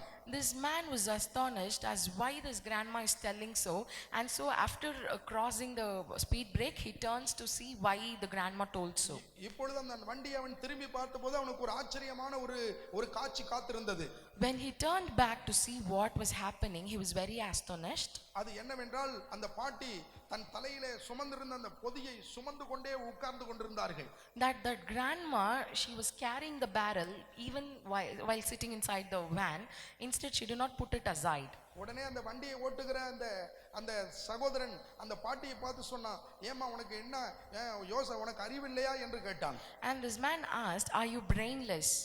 உடனே அந்த வண்டியை ஓட்டுகிற அந்த சகோதரன் அந்த பாட்டியை பார்த்து சொன்னான், இந்த வண்டி உன்னையும் சுமக்கும், நீ தலையில வைத்திருக்கிற அந்த பொதியையும் சுமக்கும் என்று சொன்னான். And this man told the grandmother that this van will bear you and your barrel. ரட்சிக்கப்பட்ட கர்த்தருடைய பிள்ளைகளே, கர்த்தர் உங்களையும் சுமப்பார், உங்களுடைய பிரச்சனைகளையும் அவருக்கு சுமக்கிறதுக்கு வல்லமை இருக்கிறது. And dear people of God, God is able to carry you and your problems too. மத்தேயு எழுதின சுவிசேஷம் 11வது அதிகாரம் 28 29வது வசனத்தை வாசித்து பாருங்கள். When you turn your attention towards the book Matthew 11 verses 28 and 29. வருத்தப்பட்டு பாரம் சுமக்கிறவர்களே, நீங்க எல்லாரும் என்னிடத்தில் வாருங்கள், நான் உங்களுக்கு இளைப்பாறுதலை தருவேன். நான் சாந்தமும் மனத்தாழ்மையுமாய் இருக்கிறேன், என் நுகத்தை உங்கள் மேல் ஏற்றுக்கொண்டு என்னிடத்தில் கற்றுக்கொள்ளுங்கள், அப்பொழுது உங்கள் ஆத்துமாவுக்கு இளைப்பாறுதல் கிடைக்கும் என்று ஆண்டவர் சொன்னார். From the book of Matthew chapter 11 verses 28 and 29. Come unto me all ye that labor and are heavy laden, and I will give you rest. Take my yoke upon you and learn of me, for I am meek and lowly in heart, and ye shall find rest unto your souls. வருத்தப்பட்டு பாரம் சுமக்கிறவளே நீ எல்லாரும் என்னிடத்தில் வாருங்கள் என்று ஆண்டவர் சொல்லுகிறார். And God tells, all ye that labor and are heavy laden, come unto me and I will give you rest. உங்களுடைய பிரச்சனை எதுவா இருந்தாலும் அதை நீங்க என்னிட்ட கொண்டு வாங்க அப்படின்னு சொல்றாரு ஆண்டவர். And God tells, no matter what your problem, bring it to me. இதை நீங்கள் தூக்கி சுமக்க வேண்டியதில்லை என்று சொல்லுகிறார். And God tells, you needn't bear it. அந்த காலங்களிலே கிராமங்களிலே ஒரு காரியம் நடக்கும். So in those days in village there was a ritual. கிராமங்களிலே ஒரு 4 கிலோமீட்டருக்கு அல்லது 3 கிலோமீட்டருக்கு ஒரு பக்கத்துல பாத்தீங்கன்னா ஒரு சுமை தாங்கி என்று ஒன்று வைத்திருப்பார்கள். So in a place in 4 to 5 kilometers they have a place where the thing that can be lifted. அந்த சுமை தாங்கிக்கு கீழே ஒரு மண் குடத்திலே தண்ணீர் வைத்திருப்பார்கள். And under that you have a pot inside which we have water. அந்த சுமையை தூக்கி கொண்டு அந்த கிராமத்தை கடந்து போகிறவர்கள் அந்த சுமை தாங்கியிலே அந்த சுமையை இறக்கி வைத்துவிட்டு கீழே இருக்கிற மண்பானையிலே தண்ணீரை எடுத்து குடிச்சு கொஞ்சம் இளைப்பாரி விட்டு போவார்கள். And the people who have heavy labor and people who carry heavy barrels, they go by and have some water and they would continue their journey. இன்னைக்கு அப்படிப்பட்ட சுமை தாங்கிகள் எல்லாம் இல்லை. But today we do not have places like that. நான் சொல்றது அந்த காலத்துல அப்படிப்பட்ட சுமை தாங்கிகள் இருந்தது. But I am telling you about the past days. ஆண்டவரும் அப்படிப்பட்ட ஒரு சுமை தாங்கி தான். And our God is also like that. இந்த வாழ்க்கை பிரயாணத்திலே தோத்திரம் சுமக்க முடியாத சுமைகளை சுமந்து கொண்டு போகிற உங்களை பார்த்து கர்த்தர் சொல்லுகிறார், உன் பாரத்தை உன் சுமையை என் மேலே கொண்டு வந்து வை, நீ இளைப்பாறு என்று கர்த்தர் சொல்லுகிறார். In this life journey, people carrying their own burdens, stressing themselves, God is telling you, come lay all your pain and all your suffering on me and you relax. ரட்சிக்கப்பட்ட இன்னைக்கு अनेक கர்த்தருடைய பிள்ளைகள் இயேசு கிறிஸ்துவின் இரத்தத்தினாலே கழுவப்பட்டவர்கள் இன்னைக்கு தோத்திரம் ஆண்டவர் மேல வைக்க வேண்டிய பாரத்தை இன்னைக்கு அவங்க சுமந்துகிட்டு இருக்காங்க. Today people who are under the love of God, instead of putting their problems and pains and suffering in the hands of Lord, instead they try to carry it themselves and they suffer. अनेक கவலைகளை சுமந்து சுமந்து இளைத்து போய் இருக்கிறார்கள். And they are in a state where they are no more able to stand as they bear their own problems. கர்த்தர் சொல்லுகிறார், எல்லாவற்றையும் என் மேல வைத்து விடு என்று சொல்லுகிறார். God tells that leave all your problems into my hands. கர்த்தர் உங்களுக்காக எல்லாத்தையும் செய்துட்டார். And God has done everything for you. Hallelujah. Hallelujah. ஏசாயா தீர்க்கதரிசியின் புத்தகம் 53:11 வாசித்து பாருங்கள். From the book of Isaiah chapter 53 verses 11. 53:11 சொல்லுது, அவர் முதலாவது அவர் நம்முடைய அக்கிரமங்களை எல்லாம் சுமந்தார் என்று வேதம் சொல்கிறது. Bible tells he bears our iniquities. பாருங்க, இரண்டாவது ஏசாயா தீர்க்கதரிசியின் புத்தகம் 3:12 சொல்லுகிறது பாருங்கள். Second, from the book of Isaiah chapter 53 verses 12. அவர் அநேகருடைய தோத்திரம் பாவங்களை சுமந்தார் என்று வேதம் சொல்லுகிறது. That he bore our sins. அநேகருடைய பாவத்தை அவர் சுமந்தார் என்று வேதம் சொல்லுகிறது. It tells that he bears the sin of us all. ஏசாயா 53:4 வாசித்து பாருங்கள். Then from the book of Isaiah chapter 53 verses 4. மெய்யாகவே அவர் நம்முடைய பாடுகளை ஏற்றுக்கொண்டு நம்முடைய துக்கங்களை சுமந்தார். தோத்திரம் நாமோ தேவனாலே அடிபட்டு அவர் வாதிக்கப்பட்டு சிறுமைப்பட்டார் என்று எண்ணினோம். He had borne our griefs and carried our sorrows, yet we did esteem him stricken, smitten of God and afflicted. 53:4 சொல்லுது, நம்முடைய துக்கங்களை அவர் சுமந்தார். And from the book of Isaiah 53:4 it tells that he had borne our griefs and carried our sorrows. உன் துக்கங்களை அவர் சுமந்தார். He is there to carry your sorrows. உன் துக்கத்தை அவர் சந்தோஷமாய் மாற்றுவார். And he will turn all your sorrows into happiness. இதைதான் ஏசாயா தீர்க்கதரிசி 53:4 சொல்லுகிறார். தோத்திரம் மெய்யாகவே அவர் நம்முடைய பாடுகளை ஏற்றுக்கொண்டு நம்முடைய துக்கங்களை சுமந்தார் என்று சொல்லுகிறார். This is what the prophet Isaiah tells, that he had borne our griefs and carried our sorrows. மத்தேயு 8வது அதிகாரம் 17வது வசனத்தை வாசித்து பாருங்கள். From the book of Matthew chapter 8 verses 17. மத்தேயு 8:17 என்ன சொல்லுகிறது பாருங்கள். So what it tells? அவர்தாமே நம்முடைய பலவீனங்களை ஏற்றுக்கொண்டு நம்முடைய நோய்களை சுமந்தார் என்று ஏசாயா தீர்க்கதரிசி சொல்லுகிற அந்த வார்த்தையை இந்த இடத்திலே நாம் வாசிக்கிறோம். He bears all our sickness and weakness. அவர்தாமே நம்முடைய பலவீனங்களை ஏற்றுக்கொண்டு நம்முடைய நோய்களை சுமந்தார். That he bears our sickness and our weakness. உன்னுடைய நோய்க்காக நீ கவலைப்பட தேவையில்லை. Do not be worried about your sickness. ஐயோ இத்தனை காலமாக இந்த வியாதி என்னை வேதனைப்படுத்தி கொண்டிருக்கிறது, நான் தொடர்ந்து பல நாட்களாய் மருந்து எடுத்துக் கொண்டிருக்கிறேன். ஓ மருத்துவர்கள் இந்த மருந்தை எடுக்கும்போது தோத்திரம் இதெல்லாம் சம்பவிக்கும் என்று சொல்லுகிறார்கள், நான் என்ன செய்வேன் என்று நீ அநேக நேரத்திலே பதறி போயிருக்கிறார். Do not be afflicted that I have certain disease and I am under medication and I am under medication for so many days and the doctors are telling me that there are these many side effects and so on. Do not be afflicted. உன் நோய்களையும் அந்த நோயினால் வரக்கூடிய விளைவினங்களையும் அவர் உனக்காக சுமந்திருக்கிறார். Because he bears all the sickness and the weakness that is coming through that sickness. நீங்கள் ஆண்டவரிடத்திலே சொல்லி பாருங்கள். You just tell your problems unto him. உன்னுடைய நோயினுடைய அகோரத்தை அவராலே மாற்ற முடியும். He can turn the vulnerability of your உன்னுடைய sickness. நோயினுடைய அகோரத்தை மாற்ற அவருக்கு வல்லமை He இருக்கிறது. can change your sickness. அவரிடத்துல ஜெபம் பண்ணா உனக்கு ஒரு அற்புதம் நடக்கும். If you pray unto him, then you can seek a miracle. அவராலே கூடாதது எதுவுமே இல்லை. And there is nothing impossible to our Lord. வேதம் சொல்லுகிறது அவர் உன்னுடைய நோய்களை சுமந்தார், உன் பலவீனங்களை அவர் ஏற்றுக்கொண்டார். And the Bible tells he bears all our sickness and weakness. அடுத்தது அவர் சுமந்த காரியத்தை பாருங்கள். So the next thing that God did, கலாத்தியர் 3:13 சொல்லுகிறது பாருங்கள். from the book of Galatians, கலாத்தியர் 3:13 வாசித்து பாருங்கள். from the book of Galatians chapter 3 verses 13, மரத்தில் தூக்கப்பட்ட எவனும் சபிக்கப்பட்டவன் என்று எழுதியிருக்கிறபடி கிறிஸ்து நமக்காக சாபமாகி நியாயப்பிரமாணத்தின் சாபத்திற்கு நம்மை நீங்களாக்கி மீட்டுக் கொண்டார். Christ hath redeemed us from the curse of the law, being made a curse for us, for it is written, cursed is everyone that hangeth on a tree. நம்முடைய சாபங்களுக்காக அவர் சிலுவையிலே மரித்தார். For our curse he was beaten on the cross. நம்முடைய சாபங்களை அவர் சுமந்தார். He bore our sins. நம்முடைய சாபத்தின் ரூபமாக அவர் மாறினார். He became a form of curse. அவர் மிகவும் அழகுள்ளவர். He was such a beautiful one. வேதம் சொல்லுகிறது அவர் வெண்மையும் சிகப்புமானவர். And the Bible describes him as the beautiful one. வேதம் சொல்லுகிறது அவர் சாரோனின் ரோஜா. And the Bible tells that he is so much of beautiful. அவர் பூரண அழகுள்ளவர் என்று வேதம் சொல்லுகிறது. And the Bible tells he is very beautiful. அவருடைய அழகு நமக்காக தோத்திரம் அந்தகாரப்பட்டது. And just for us all his beauty was lost. அவருடைய அழகு நமக்காக அந்தகாரப்பட்டது. And just for us all his beauty was lost. நம்முடைய சாபங்கள் எல்லாம் அவர் மேல் சுமத்தப்பட்டது. All our sins was put on him. ஒவ்வொரு மனிதனும் சுமக்க வேண்டியதை அவர் சுமந்தார். And all the sins that a person must bear, it was put on Jesus. இதுதான் கலாத்தியருக்கு எழுதும்போது பவுல் அழகாக சொல்லுகிறான். This is what beautifully it is described in the book of Galatians. நம்முடைய சாபத்தின் ரூபமாக அவர் மாறினார். That God became a form of curse for us. மரத்தில் தூக்கப்பட்ட எவனும் சபிக்கப்பட்டவன் என்று எழுதியிருக்கிறபடி கிறிஸ்து நமக்காக சாபமானார் என்று அப்போஸ்தலனாகிய பவுல் கலாத்திய சபைக்கு நிருபம் எழுதும்போது சொல்லுகிறார். And when Paul writes to Galatians, he tells that Christ hath redeemed us from the curse of the law, being made a curse for us. It is written, cursed is everyone that hangeth on a tree. ஏனென்றால் சிலுவை என்பது ஒரு சாபத்தின் ரூபமாக இருந்தது. Because cross was considered to be a symbol of curse. அந்த சாபத்தின் ரூபமாக இருந்த அந்த சிலுவையை அவர் நமக்காக தெரிந்து கொண்டார். And God decided to take the cross that was a symbol of curse. எதற்காக? For why? நம்மை ஆசீர்வதிப்பதற்காக. Just to bless us. ஸ்தோத்திரம். ஏசாயா தீர்க்கதரிசியின் புத்தகம் 66:13 இப்படி சொல்லுகிறது பாருங்கள். From the book of Isaiah chapter 66 verses 13 it tells so. ஏசாயா 66:13 இப்படி சொல்லுகிறது.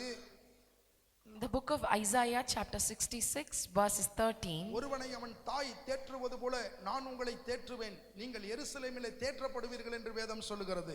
As one whom his mother comforteth, so I will comfort you, and ye shall be comforted in Jerusalem. தாய் உள்ளம் கொண்ட இயேசு நம்மத்திலே வந்திருக்கிறார். So a God loves us like a mother loves us. அவர் நம்மை தேற்றுகிறவர். And he comforts us. Hallelujah. Hallelujah. Hallelujah. Hallelujah. அதைதான் பேதுரு அழகாக சொல்லுகிறான். அவர் உங்களை விசாரிக்கிறவர் ஆனபடினால் உங்கள் கவலைகளை எல்லாம் அவர் மேல் வைத்து விடுங்கள். And that is why Peter beautifully tells that casting all your care upon him, for he careth for you. நம்மை விசாரிக்கிற ஒரு தேவன் இருக்கிறார். There is a God who cares for us. இதை பேதுரு அழகாக சொல்லுகிறார் பாருங்கள். And this is beautifully told by Peter. இந்த பேதுரு யார்? So who's this Peter? இந்த பேதுரு ஆண்டவரை 3 முறை மறுதலித்தவன். This man, he denied God 3 times. தான் விட்டு வந்த வலையை எடுத்துக்கொண்டு திரும்ப மீன் பிடிக்க போனவன். He took the net that he left and went for fishing. அந்த பேதுருவை தேடி இயேசு போனார். And God went in search of this man called Peter. உயிர்த்தெழுந்த இயேசு அந்த பேதுருவை தேடி போனார். Resurrected Christ, he went in search of Peter. அந்த பேதுருவையும் அவனோடு கூட இருந்த மற்ற சீசர்களையும் பார்த்து பிள்ளைகளே என்று அவர் அன்போடு கூப்பிட்டார். So with love, he addresses them children. அதனால தான் இந்த இடத்துல பேதுரு மிகவும் அழகாக சொல்லுகிறான், அவர் நம்மை விசாரிக்கிறவர். And that is why Peter beautifully tells that he cares for us. அவர் எப்படியெல்லாம் விசாரிக்கிறார் என்று சில காரியங்களை உங்களுக்கு நான் சொல்லிக் கொடுக்க விரும்புகிறேன். So I would like to highlight on the things like how he comforts us. முதலாவது அவர் நம்முடைய ஆத்துமாவை விசாரிக்கிறவர். First, he cares for our soul. சங்கீதம் 142:4 இப்படி சொல்லுகிறது பாருங்கள். From the book of Psalms chapter 142 verses 4. தாவீது அழகாக சொல்லுகிறார் பாருங்க. And David beautifully tells, என் ஆத்துமாவை விசாரிப்பார் ஒருவரும் இல்லை. and there was no man who cared for my soul. இந்த நம்முடைய உலகத்திலே நம்முடைய சரீர பிரகாரமாய் நம்மை விசாரிக்க அநேகர் இருக்கிறார்கள். There are so many people in the world who will have concern about our physical health. ஆனால் நமக்குள்ளே ஆத்துமா ஒன்று இருக்கிறது. But there is something called soul that is inside us. இதைதான் யோவான் தன்னுடைய 3வது நிருபத்திலே எழுதும்போது அவன் அந்த 2வது வசனத்திலே அவன் சொல்லுகிறான் பாருங்கள். This is what John in his 3rd chapter, in 3rd John chapter 1 verses 2 he tells. பிரியமானவனே, உன் ஆத்துமா வாழ்கிறது போல நீ எல்லாவற்றிலும் வாழ்ந்து சுகமாய் இருக்கும்படி வேண்டுகிறேன் என்று சொல்லுகிறான். Beloved, I wish above all things that you mayest prosper and be in health, even as thy soul prospereth. நமக்குள்ளே ஒரு ஆத்துமா இருக்கிறது. There is a soul inside us. அந்த ஆத்துமாவுக்காக தன் ஜீவனை கொடுத்த ஒரு ஆண்டவர் நமக்கு இருக்கிறார். And there is a God who gave his life for our soul. பாருங்க, இங்கே தாவீது சொல்லுகிறான், என் ஆத்துமாவை விசாரிப்பார் ஒருவரும் இல்லை. Here David tells there was no man who cared for my soul. ஒரு மனுஷனுக்குள்ளே சரீரம், ஆவி, ஆத்துமா என்று இருக்கிறது. So inside a man there is 3 layers, that is body, spirit and soul. இந்த சரீரம் ஒரு காலத்தில் அது மரித்து மண்ணுக்கு போய்விடும். And this body, it will die and it will return to dust. ஆனால் இந்த ஆத்துமா நமக்குள்ள இருக்கிறது பாத்தீங்களா? But this soul, அந்த ஆத்துமா ஒருபோதும் சாகவே சாகாது. it will never die. அந்த ஆத்துமா தன்னை உண்டாக்கின தேவனிடத்துக்கு போகும். It will go back to the Lord that created it. இதனால தான் ஆண்டவர் சொன்னார், ஆத்துமாவை நரகத்திலே அழிக்க வல்லவருக்கு நீங்கள் பயப்படுங்கள் என்று ஆண்டவர் சொன்னார். That is why God tells that beware and be scared of the one who is able to destroy the soul in hell. இந்த ஆத்துமா தேவனுடைய வெள்ளை சிங்காசனத்துக்கு முன்னே போய் நியாயத்தீர்ப்புக்காக நிற்கும். And the soul will stand before God in the day of judgment. இந்த ஆத்துமா விலையேற பெற்றது. And this soul is a priceless one. அருமை கர்த்தருடைய பிள்ளைகளே, நம்முடைய ஆத்துமாவுக்காக அவர் தன்னுடைய ஜீவனையே கொடுத்திருக்கிறார். Just for our soul, God has gave his life. அன்னைக்கு தாவீது சொல்லுகிறான், என் ஆத்துமாவை விசாரிக்க ஒருவரும் இல்லை என்று சொல்லுகிறான். Then David tells that there was no man who cared for my soul. ஆனால் உன் ஆத்துமாவை விசாரிக்க ஒரு தேவன் இருக்கிறார். But there is a God who cares for your soul. இந்த புதிய ஏற்பாட்டிலே அவர் உனக்காக தன் ஜீவனை கொடுத்திருக்கிறார். In the New Testament, he has given his whole life for you. அந்த ஆத்துமா விலையேற பெற்றது. And that soul is valuable and priceless. அந்த ஆத்துமா விலையேற பெற்றது. And that soul is priceless. அந்த ஆத்துமாவை நீங்கள் தோத்திரம் கர்த்தருக்கு மகிமையாக அந்த ஆத்துமாவை நீங்கள் காத்துக்கொள்ள வேண்டும். You must safeguard this soul for the glory of the Lord. ஒரு மனிதன் பாவம் செய்யும்போது அவன் அந்த ஆத்துமாவுக்கே எதிராக பாவம் செய்கிறான். When a man commits a sin, he does a sin against his own soul. இதுதான் எசேக்கியேல் 18:20 எசேக்கியேல் சொல்லும்போது சொல்லுகிறான், பாவம் செய்கிற ஆத்துமா சாகும் என்று சொல்லுகிறான். This is what in the book of Ezekiel chapter 18 verses 20 he tells, the soul that sinneth, it shall die. Pavul தோத்திர ரோமருக்கு எழுதின நிருபம் 6வது அதிகாரம் 23வது வசனத்தில் சொல்லும்போது சொல்லுகிறான், பாவத்தின் சம்பளம் மரணம் என்று சொல்லுகிறான். Paul, when he writes to Romans, he tells in the book of Romans chapter 6 verses 23, for the wages of sin is death. பாவத்தின் சம்பளம் மரணம். பாவத்துக்கு நாம் செய்கிற ஒவ்வொரு பாவத்திற்கும் ஒரு சம்பளம் இருக்கிறது. For all the sin that we do, there is a wage, and the sin and the wages of sin is death. அந்த சம்பளம் தான் மரணம். And that wage is death. இதை கேட்டுக்கொண்டிருக்கிற அருமையான சகோதரனே, அருமைய சகோதரியே, Dear brother and dear sister listening to this, மத்தேயு 16:26 இப்படி சொல்லுகிறது பாருங்கள். from the book of Matthew chapter 16 verses 26, ஒரு மனுஷன் உலகம் முழுக்க ஆதாயப்படுத்தி கொண்டாலும் தன் ஜீவனை நஷ்டப்படுத்தினால் அவனுக்கு லாபம் என்ன என்கிற ஒரு கொஸ்டின், ஒரு கேள்வியை கேட்கிறது. so there is a question, for what is man profited if he shall gain the whole world and lose his own soul, or what shall a man give in exchange for his soul? ஒரு மனுஷன் உலகம் முழுக்க ஆதாயப்படுத்திக்கிட்டாலும் தன்னுடைய ஆத்துமாவை, தன் ஜீவனை இழந்து விட்டால் அவனுக்கு நஷ்டம். If a man gains the whole world but loses his own soul, then it is a great loss for that man. ஒரு மனிதன் உலகம் முழுக்க ஆதாயப்படுத்திட்டு தன் ஜீவனை இழந்துட்டா அவனுக்கு நஷ்டம். If a man gains the whole world and loses his own soul, then it is a great loss. உன் ஆத்துமா கர்த்தருடைய பார்வையிலே விலையேற பெற்றது. Because your soul is very priceless and valuable in the sight of the Lord. உன் ஆத்துமாவுக்காக தன் ஜீவனை கொடுத்த தேவனிடத்திலே நீ அன்பு கூர வேண்டும். You must show love towards the God who has sacrificed his life just to safeguard your soul. ஆண்டவர் வெளிப்படுத்தல் 2வது அதிகாரம் 4வது வசனத்திலே சொல்லுகிறார், ஆனாலும் நீ ஆதியிலே கொண்டிருந்த அன்பை விட்டாய் என்று உன் பேரில் எனக்கு ஒரு குறை உண்டு. From the book of Revelation chapter 2 verses 4, God tells, nevertheless I have somewhat against thee, because thou hast left thy first love. தேவனிடத்தில் இருக்கிற அன்பை விட்டு நீங்கள் விலகி போகாமல் இருங்கள். Do not move away from the love of God தேவனிடத்திலே அன்பு கூறுங்கள். and show your love on God. தேவனிடத்திலே அன்பு கூறுவதற்கு அடையாளமாக நீங்கள் தேவனிடத்திலே தேவனை ஆராதியுங்கள். As a sign of your love towards God, worship him தேவனுடைய சபைக்கு கடந்து செல்லுங்கள். and go to the church, உங்களுடைய முழு பலத்தோடும் கர்த்தரை ஆராதியுங்கள். and with all your strength worship the Lord, கர்த்தர் உங்களுக்கு கொடுத்திருக்கிற பலத்தை கர்த்தருக்காக பயன்படுத்துங்கள். and use the strength that God has given you to magnify his name. உங்கள் ஆத்துமாவை அவர் ரட்சித்திருக்கிறார்.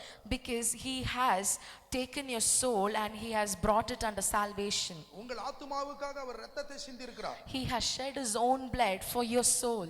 உங்களுக்காக இனிமேல் கொடுப்பதற்கு ஒன்றுமே இல்லை, எல்லாவற்றையும் கொடுத்து விட்டார். He has given everything and nothing is left in him to give you. நீங்கள் நன்றி கடனாய் என்ன செய்ய வேண்டும்? So in turn, what are you going to do? உலகம் முழுக்க அந்த ஆண்டவருடைய அன்பை நீங்கள் சுமந்து கொண்டு போக வேண்டும். You must carry the love of the Christ to whole of the earth. சமயம் வாய்த்தாலும் சமயம் வாய்க்காவிட்டாலும் நீங்கள் சுவிசேஷத்தை பிரசங்கிக்க வேண்டும். If time permits or if time does not, you must take the gospel of Christ. நீங்கள் இயேசுவை பிறருக்கு சொல்ல வேண்டும். You must tell the gospel to others. இரண்டாவது, இயேசு எப்படிப்பட்ட ஒரு விசாரணை, இயேசுவுடைய விசாரிக்கிற அந்த இரண்டாவது காரியத்தை பாருங்க. So the second thing, தேவை உள்ளவர்களை கர்த்தர் விசாரிக்கிறார். he cares for the needy people. அப்போஸ்தலர் நடபடிகள் புத்தகம் 10வது அதிகாரம் 38வது வசனத்தை வாசித்து பாருங்கள். From the book of Acts chapter 10 verses 38, நசரேயனாகிய இயேசுவை தேவன் பரிசுத்த ஆவியினாலும் வல்லமையினாலும் அபிஷேகம் பண்ணினார். தேவன் அவருடனே கூட இருந்தபடியினால் அவர் நன்மை செய்கிறவராயும் பிசாசின் வல்லமையில் அகப்பட்ட யாவரையும் குணமாக்குகிறவராயும் அவர் சுற்றித் திரிந்தார். how God anointed Jesus of Nazareth with the Holy Ghost and with power, who went about doing good and healing all that were oppressed of the devil. God was with him. இன்னைக்கு தேவை உள்ள ஜனங்கள் நம்முடைய இந்திய தேசத்திலே இன்னைக்கு நிறைந்து இருக்கிறார்கள். There are so many people who are in need in the whole of the country. இன்னைக்கு ஆன்மீக தேவை நிறைந்த ஜனங்கள் நிறைந்து இந்தியாவில் இருக்கிறார்கள். There are people who quench for spiritual need. ஹalleluya. அவர்களுக்கு நாம் அந்த நல்வழியை காட்ட வேண்டும். So we must show them the right path. அவர் நன்மை செய்கிறவராக சுற்றித் திரிந்தார். Because God was a person who did good things. Mark எழுதின சுவிசேஷம் 1வது அதிகாரம் 41வது வசனத்தை வாசித்து பாருங்கள். From the book of Mark, அப்பொழுது குஷ்டரோகி ஒருவன் அவரிடத்தில் வந்து அவர் முன்பாக முழங்கால் படியிட்டு, உமக்கு சித்தமானால் என்னை சுத்தமாக்க உம்மால் ஆகும் என்று வேண்டிக் கொண்டான். இயேசு மனதுருகி கையை நீட்டி அவனை தொட்டு, எனக்கு சித்தம் உண்டு, சுத்தமாகு என்று சொன்னார். மார்க் 1வது அதிகாரம் 41வது வசனம். Mark, from the book of Mark chapter 1 verses 40-41, and there came a leper to him, beseeching him and kneeling down to him, saying unto him, if thou wilt, thou canst make me clean. And Jesus, moved with compassion, but put forth his hand and touched him, and said unto him, I will be thou clean. பாருங்க, குஷ்டரோகியை நம்ம யாராவது நம்ம தோத்திரம் போய் நேசிப்போமா? Will anybody love a leper man? குஷ்டரோகி குஷ்டரோகி இடத்துல நாம் அன்பு கூறுவோமா? Will anybody show love and care towards a man who has leprosy? குஷ்டரோகி என்றால் அந்த காலத்திலே மிகவும் ஒரு பெரும் வியாதி உள்ளவன். So in the past days, the disease called leprosy was a very cruel thing, அவனை கண்டு எல்லாரும் விலகி போவார்கள். and everybody will run away from him. ஆனால் இயேசு அவனை கண்டு விலகி போகவில்லை. But God did not run away from him, அவனிடத்திலே போய் அவனிடத்திலே அன்பு உள்ளவராக பேசினார். but instead God shows compassion on him. அவனை கண்டு மனதுருகினார். God shows his compassion on him. கையை நீட்டி அவனை தொட்டார். He stretches his hand and he touches him. அவர் சொன்னார், மகனே எனக்கு சித்தம் உண்டு, நீ சுத்தமாக என்று சொன்னார். And God tells, I will be thou clean. இந்த வசனம் தான் அன்னை தெரசாவை தலைகீழாக மாற்றியது. And it was this word which transformed Mother Teresa. இந்த வசனம் தான் அன்னை தெரசாவுடைய வாழ்க்கையிலே ஒரு பெரிய ஒரு மாற்றத்தை உண்டாக்கியது. And it was this word which transformed the life of Mother Teresa. தேவை உள்ள ஜனங்களுடைய தேவைகளை சந்திப்பதற்கு அவர் உண்மை உள்ள தேவனாக இருக்கிறார். It is God, he cares and he is enough and he is able to care for the people who are needy. தேவை உள்ளவர்களை அவர் விசாரிக்கிற தேவன். He cares for the needy people. அவர் அந்த குஷ்டரோகியை தொட்டு அவர் சுகப்படுத்தினார். He touches the leper man and he heals him. அவனுக்கு தேவை என்ன? அவனுக்கு சுகம் வேண்டும். So what was his need? He needs health. மூன்றாவது அவர் குடும்பங்களை விசாரிக்கிற தேவன். The third, he cares for a family. யோவான் எழுதின சுவிசேஷம் 11வது அதிகாரம் 1 5வது வசனம் வரைக்கும். From the book of John chapter 11 from verses 1 to 5. பாருங்க, அங்கு மரியாளும் அவன் சகோதரியாகிய மார்த்தாலும் இருந்த பெத்தானியா கிராமத்தில் உள்ளவனாகிய லாசரு என்னும் ஒருவன் வியாதிப்பட்டிருந்தான் என்று இங்கு வேதம் சொல்லுகிறது. And Bible tells, now a certain man was sick named Lazarus of Bethany, the town of Mary and her sister Martha. இந்த பெத்தானியா என்கிற கிராமத்தில் இயேசுவுக்கு அன்பான ஒரு குடும்பம் இருந்தது. And in the place called Bethany there was a family which was very close to the heart of the Lord. அந்த பெத்தானியாவுக்கு போகும்போதெல்லாம் அந்த குடும்பத்தை போய் அவர் சந்தித்து விசாரிப்பார். Every time he moves across Bethany, he makes sure he goes and cares and shows his love towards the family. அந்த குடும்பத்திலே இயேசுவுக்கு அன்பான ஒரு சகோதரன் இருந்தான். அவன் பேரு லாசரு. And there was a loved man in that family named Lazarus. அவன் வியாதிப்பட்டான். He was sick. அவன் வியாதிப்பட்டான். He was sick.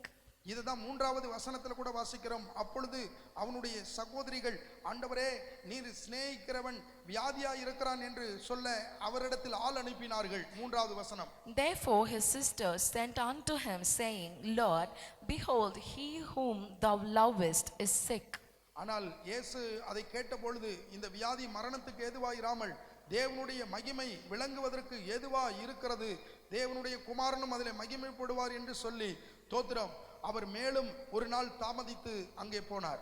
When Jesus heard that, he said, this sickness is not unto death, but for the glory of God, that the Son of God might be glorified thereby. இந்த காரியங்களை குறித்து அவர் கேள்விப்பட்ட போது மேலும் தோத்திரம் 2 நாள் அவர் தோத்திரம் தங்கி திரும்ப அந்த பெத்தானியாவுக்கு அவர் போகிறார். When he heard therefore he was sick, he abode 2 days still in the same place where he was. இப்பொழுது நடந்தது என்ன?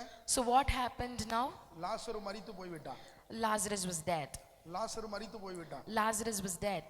அந்த குடும்பம் துக்கத்தில் வேதனையில் இருக்கிறது. And the whole family is in grief. அந்த குடும்பம் இப்பொழுது துக்கத்தினுடைய விளிம்பில இருக்கிறது. And the whole of the family is in the edge of grief and sorrow. அந்த 2 சகோதரிகளுக்கும் இந்த லாசரு தான் தோத்திரம் ஒரு முக்கியமான அதாவது இந்த லாசரு தான் அந்த குடும்பத்துக்கு முக்கியமானவன். And Lazarus was the breadwinner of the family. இப்பொழுது மரித்து போய்விட்டான். And now he is dead. இப்போ அவனை கொண்டு போய் கல்லறையில வைத்து விட்டார்கள். Now they have taken him and they have put him in the graveyard. இப்பொழுது ஆண்டவர் சொல்லுகிறார், And now God tells அவனை சுகப்படுத்த என்னால முடியும். that I can heal him. நடந்தது என்ன பாருங்க? You know what happened? நடந்தது என்ன பாருங்க? So look what happened. இயேசு சொன்னார், கல்லை எடுத்து போடுங்கள் என்றார். God tells, remove the stone. மரித்தவனுடைய சகோதரியாகிய மார்த்தாள் தோத்திரம் இயேசுவை நோக்கி தோத்திரம் 4 நாளாயிடுச்சு நாருமே என்று சொன்னாள். And 39வது வசனம். And the sister of Lazarus tells that it has been 4 days.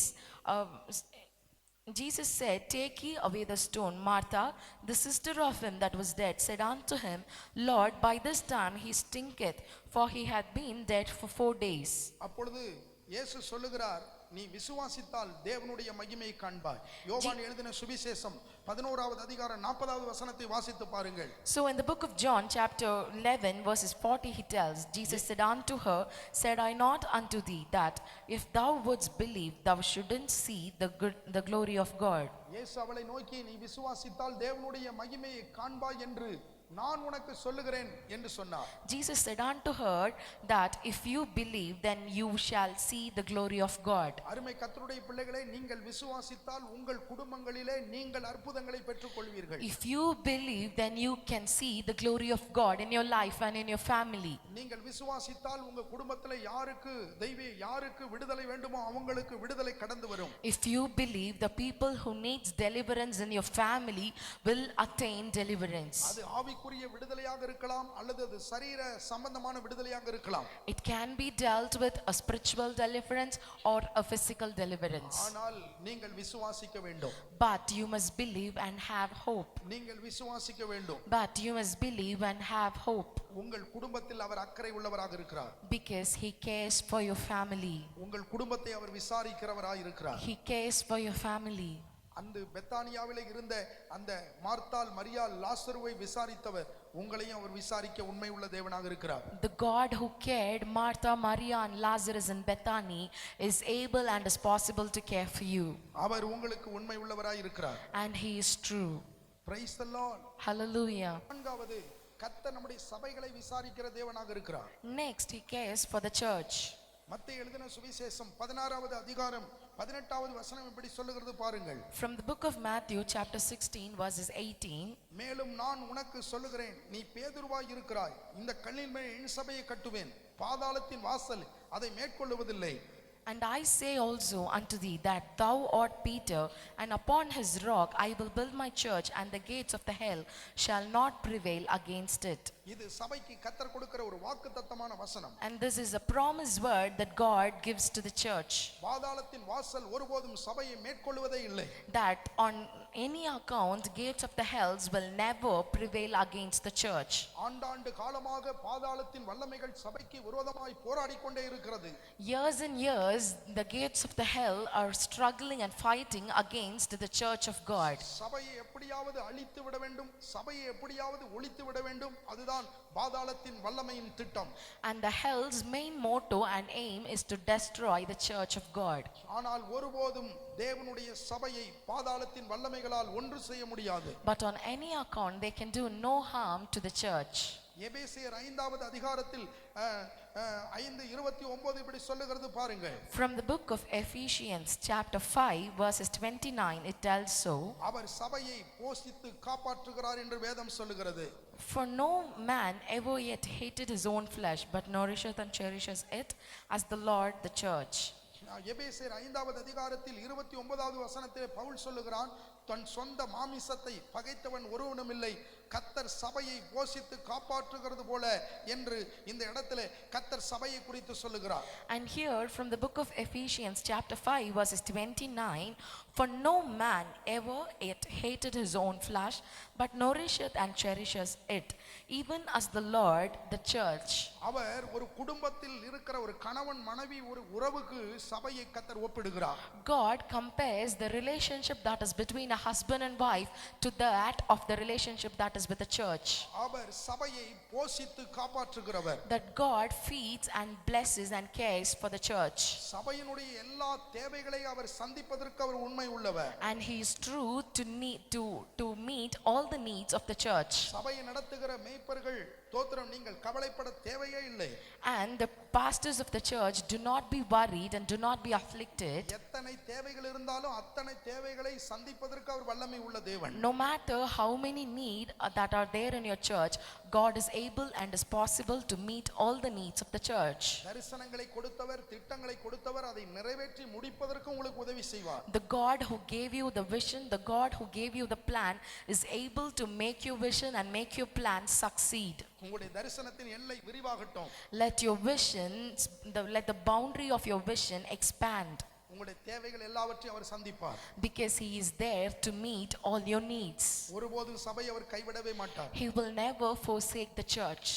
இரண்டாவது தோத்திரம் எபேசியருக்கு எழுதின நிருபம் 5வது அதிகாரம் 25வது வசனத்திலே வாசிக்கிற போது ஆண்டவர் அங்கு சபையை குறித்து சொல்லும்போது சொல்லுகிறார் பாருங்கள். தோத்திரம் அப்படியே கிறிஸ்துவும் சபையில் அன்பு கூர்ந்தார். In the book of Ephesians chapter 5 verses 25 he tells that even as Christ also loved the church. பாருங்க, புருஷர்களே உங்கள் மனைவிகளிலே அன்பு கூருங்கள், அப்படியே கிறிஸ்துவும் சபையிலே அன்பு கூர்ந்தார் என்று ஒரு கணவன் மனைவியிடத்திலே கூறுகிற அந்த அன்புக்கு ஒப்பாக சபைக்கும் அவருக்கும் இடையில் இருக்கிற அந்த அன்பை அவர் காட்டுகிறார் பாருங்கள். Husbands, love your wives even as Christ has also loved the church and gave himself for it. Like how a husband shows his love towards his wife, God shows his love towards the church. And here he compares the love between husband and wife to that of the love that is between God and church. அவர் சபையிலே அன்பு கூறுகிறார். He shows love towards his church. சபையில் இருக்கிற ஒவ்வொரு கர்த்தருடைய பிள்ளைகள் மேல் அவர் அன்பு கூறுகிறார். And to every believer and every people of God that are in the church, he shows his love. சபையை மேய்க்கிற மேய்ப்பர்களிடத்தில் அவர் அன்பு கூறுகிறார். And he shows his love towards the pastors who lead the church. சபையின் பக்தி விருத்திக்காக கர்த்தர் வைத்திருக்கிற அந்த 5 வகை ஊழியத்தின் மேலும் கர்த்தர் அன்பு கூறுகிறார். And God loves all the people that are involved in the ministry. 5 வகை ஊழியத்தின் மேலும் அவர் அன்பு கூறுகிறார். And God shows his love towards the 5 different type of ministries also. அடுத்தது சபைக்கு ஆண்டவர் எப்படி இருக்கிறார் பாருங்கள். And the next, how God is to the church. அவர் சபைக்கு தலையாக இருக்கிறார். And God is the head of the church. எபேசியர் 1வது அதிகாரம் 23வது வசனத்தை நீங்கள் வாசித்து பாருங்கள். If you turn your attention towards the book of Ephesians chapter 1 verses 23. எல்லாவற்றையும் எல்லாவற்றாலும் நிரப்புகிறவருடைய நிறைவாகிய சரீரமான சபைக்கு அவரை எல்லாவற்றிற்கும் மேலான தலையாக அவர் தந்தருளினார் என்று வேதம் நமக்கு போதிக்கிறது. Which is his body, the fullness of him that filleth all in all. சபைக்கு அவர் தலையாக இருக்கிறார். That God is the head of the church. நம்முடைய சரீரத்தில் எது முக்கியம்? So which is the important thing in our body? தலைதான் ரொம்ப முக்கியம். It is head that is important. நம்முடைய சரீரத்திலே எல்லா அவயவங்களும் முக்கியம்தான். All other things are important, ஆனாலும் தலை ரொம்ப ரொம்ப முக்கியம். but head is very essential and very important thing in our body. ஆண்டவர் சபைக்கு தலையாக இருக்கிறேன் என்று சொல்லுகிறார். And here Christ compares himself as a head of the church. அந்த தலையாகிய கிறிஸ்து சொல்லுகிறார், நானே இந்த சபைக்கு எல்லாம் என்று சொல்லுகிறார். And that head of the church tells you that I am everything to the church. Hallelujah, Hallelujah. Hallelujah. Hallelujah. தீமோத்தேயு 3:15 சொல்லுகிறது பாருங்கள். From the book of 1 Timothy chapter 3 verses 15. தாமதிப்பேனாகில் தேவனுடைய வீட்டில் நடக்க வேண்டிய வகையை நீ அறியும்படி இவைகளை உனக்கு எழுதுகிறேன். அந்த வீடு ஜீவனுள்ள தேவனுடைய சபையாய் சத்தியத்திற்கு தூணும் ஆதாரமாய் இருக்கிறது என்று பவுல் தீமோத்தேயுக்கு எழுதும்போது எழுதுகிறார். Paul, when he writes to Timothy, he tells that, but if I tarry long, that thou mayest know how thou oughtest to behave thyself in the house of the Lord, which is the church of the living God, the pillar and ground of the truth. கர்த்தர் சபையை சத்தியத்திற்கு தூணும் ஆதாரமுமாக வைத்திருக்கிறார். That God has kept church as the pillar and ground of truth. சபையை கர்த்தர் நேசிக்கிறார். And God loves the church. சபையை போஷித்து காப்பாற்றுகிறார். He feeds and he safeguards the church. சபையிலே அன்பு கூறுகிறார். He shows his love on church. சபைக்கு அவர் தலையாக இருக்கிறார். And he is the head of the church. சீக்கிரத்திலே இயேசு மத்திய ஆகாயத்திலே வரப்போகிறார். Soon he is going to come on the heavens. தன்னுடைய மனவாட்டியாகிய திருச்சபை அவர் எடுத்துக்கொள்ள போகிறார். He's going to take the bride that is the church. தன் மனவாட்டியாகிய திருச்சபை தன்னோடு சேர்த்துக் கொள்வதற்கு அவர் சீக்கிரத்திலே அவர் வரும்படி இருக்கிறார். He is coming soon to take his bridegroom along with him. நாம் கற்புள்ளவர்களாக மணவாளனுக்கு எதிர்கொண்டு போக ஒரு புத்தியுள்ள கன்னிகளாய் நம்மை ஆயத்தப்படுத்திக் கொள்வோமாக. We must stand in our virtue and safeguard it and stand prepared for a bride is coming to take us. நாம் எல்லாரும் சொல்லுவோம், இயேசுவே வாரும் என்று சொல்லுவோம். Let us all tell Jesus come. இயேசுவே சீக்கிரம் வாரும் என்று சொல்லுவோம். Let us all raise our hands and say Jesus come soon. நான்காவது அவர் சபையை விசாரிக்கிறவர். And the fifth thing that he cares for the church. சபையை அவர் விசாரிக்கிறவர். He cares for the church. ஐந்தாவது அவர் தோத்திரம் தேசத்தை விசாரிக்கிறார். Fifth, he cares for the country. பாருங்க, உபாகமத்தின் புத்தகம் 11வது அதிகாரம் 11-12 இப்படி சொல்லுகிறது. From the book of Deuteronomy chapter 11 verses 11 and 12 it tells, நீங்கள் சுதந்தரிக்க போகிற தேசமோ மலைகளும் பள்ளத்தாக்குகளும் உள்ள தேசம், அது வானத்தின் மலை தண்ணீரை குடிக்கும் தேசம், அது உன் தேவனாகிய கர்த்தர் விசாரிக்கிற தேசம், வருஷத்தின் துவக்கம் முதல் வருஷத்தின் முடிவு மட்டும் எப்பொழுதும் உன் தேவனாகிய கர்த்தரின் கண்கள் அதன் மேல் வைக்கப்பட்டிருக்கும் என்று இந்த இடத்திலே மோசே சொல்லுகிறார். Moses tells here, but the land whither ye go to possess it, it is the land of hills and valleys, and drinketh water of the rain of heaven, a land which the Lord thy God careth for. The eyes of the Lord thy God are always upon it, from the beginning of the year unto the end of the year. பாருங்க, தேசங்களை அவர் விசாரிக்கிற தேவன். It is God and he cares for the country. இதுதான் இங்க உபாகமம் 11:12 சொல்லுது, அது உன் தேவனாகிய கர்த்தர் விசாரிக்கிற தேசம். And it tells that it is the land that God cares for. தேசங்களை அவர் விசாரிக்கிறார். And God cares for the land.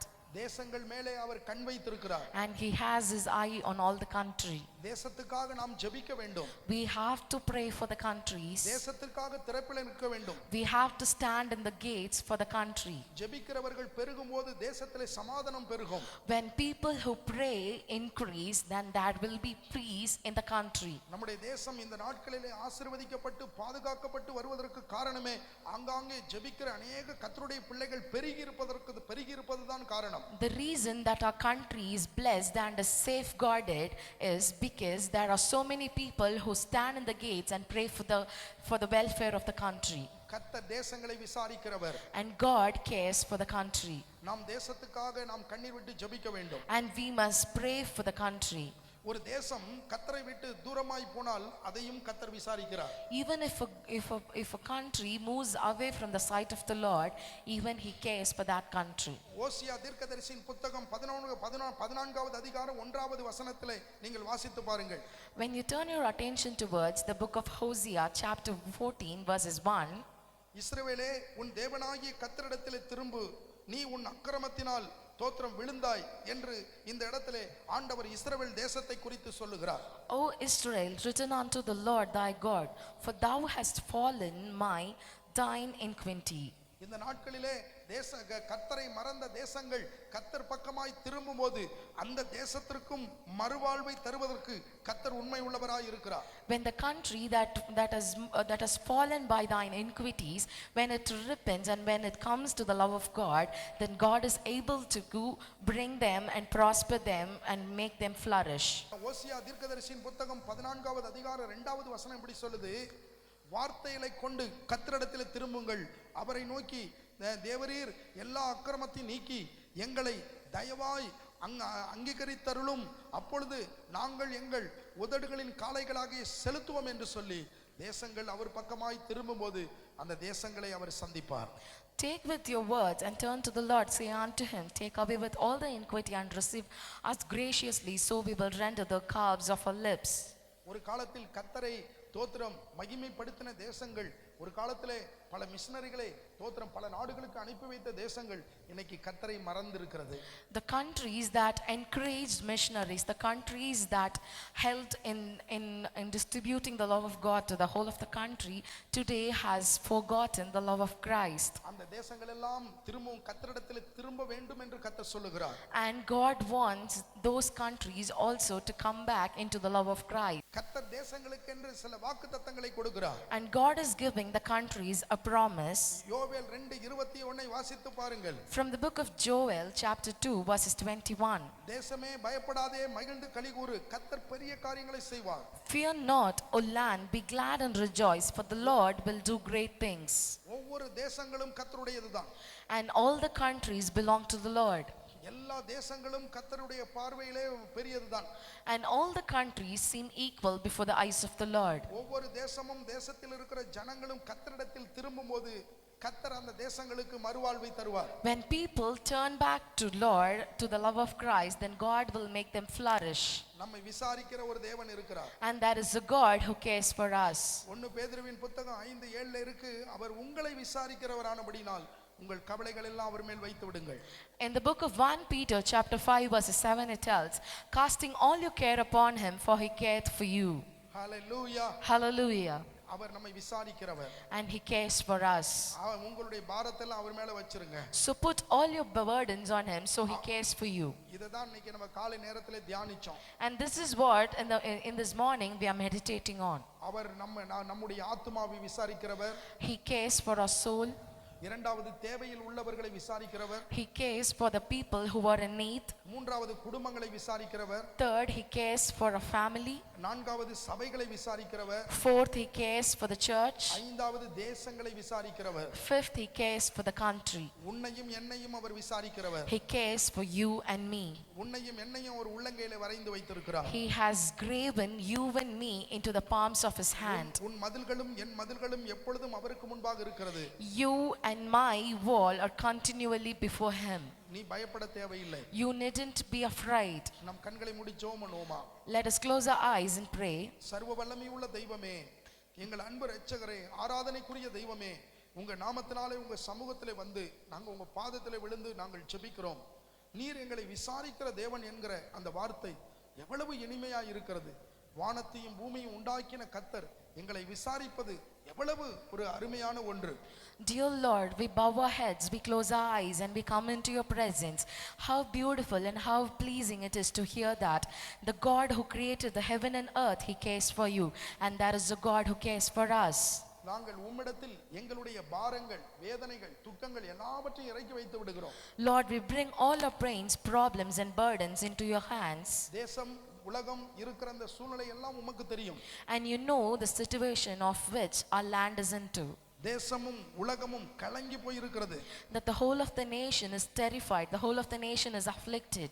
தேசமும் உலகமும் கலங்கி போய் இருக்கிறது. The whole of the nation is in pain and the whole of the nation is in affliction. இந்த கலங்கி போய் இருக்கிற அந்த நேரத்தில் இந்த கலக்கத்தை மாற்றுவதற்கு உம்முடைய நாமம் ஒன்றுக்குத்தான் வல்லமை இருக்கிறது.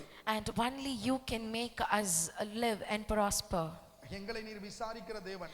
Because you care for us. எங்க பிரச்சனைகள் எல்லாவற்றையும் விசாரித்து அதற்கு நீர் பரிகாரம் செய்கிற தேவன். Because you care for us and you look into our problems and give us the solution. அதை விசுவாசிக்கிறோம்.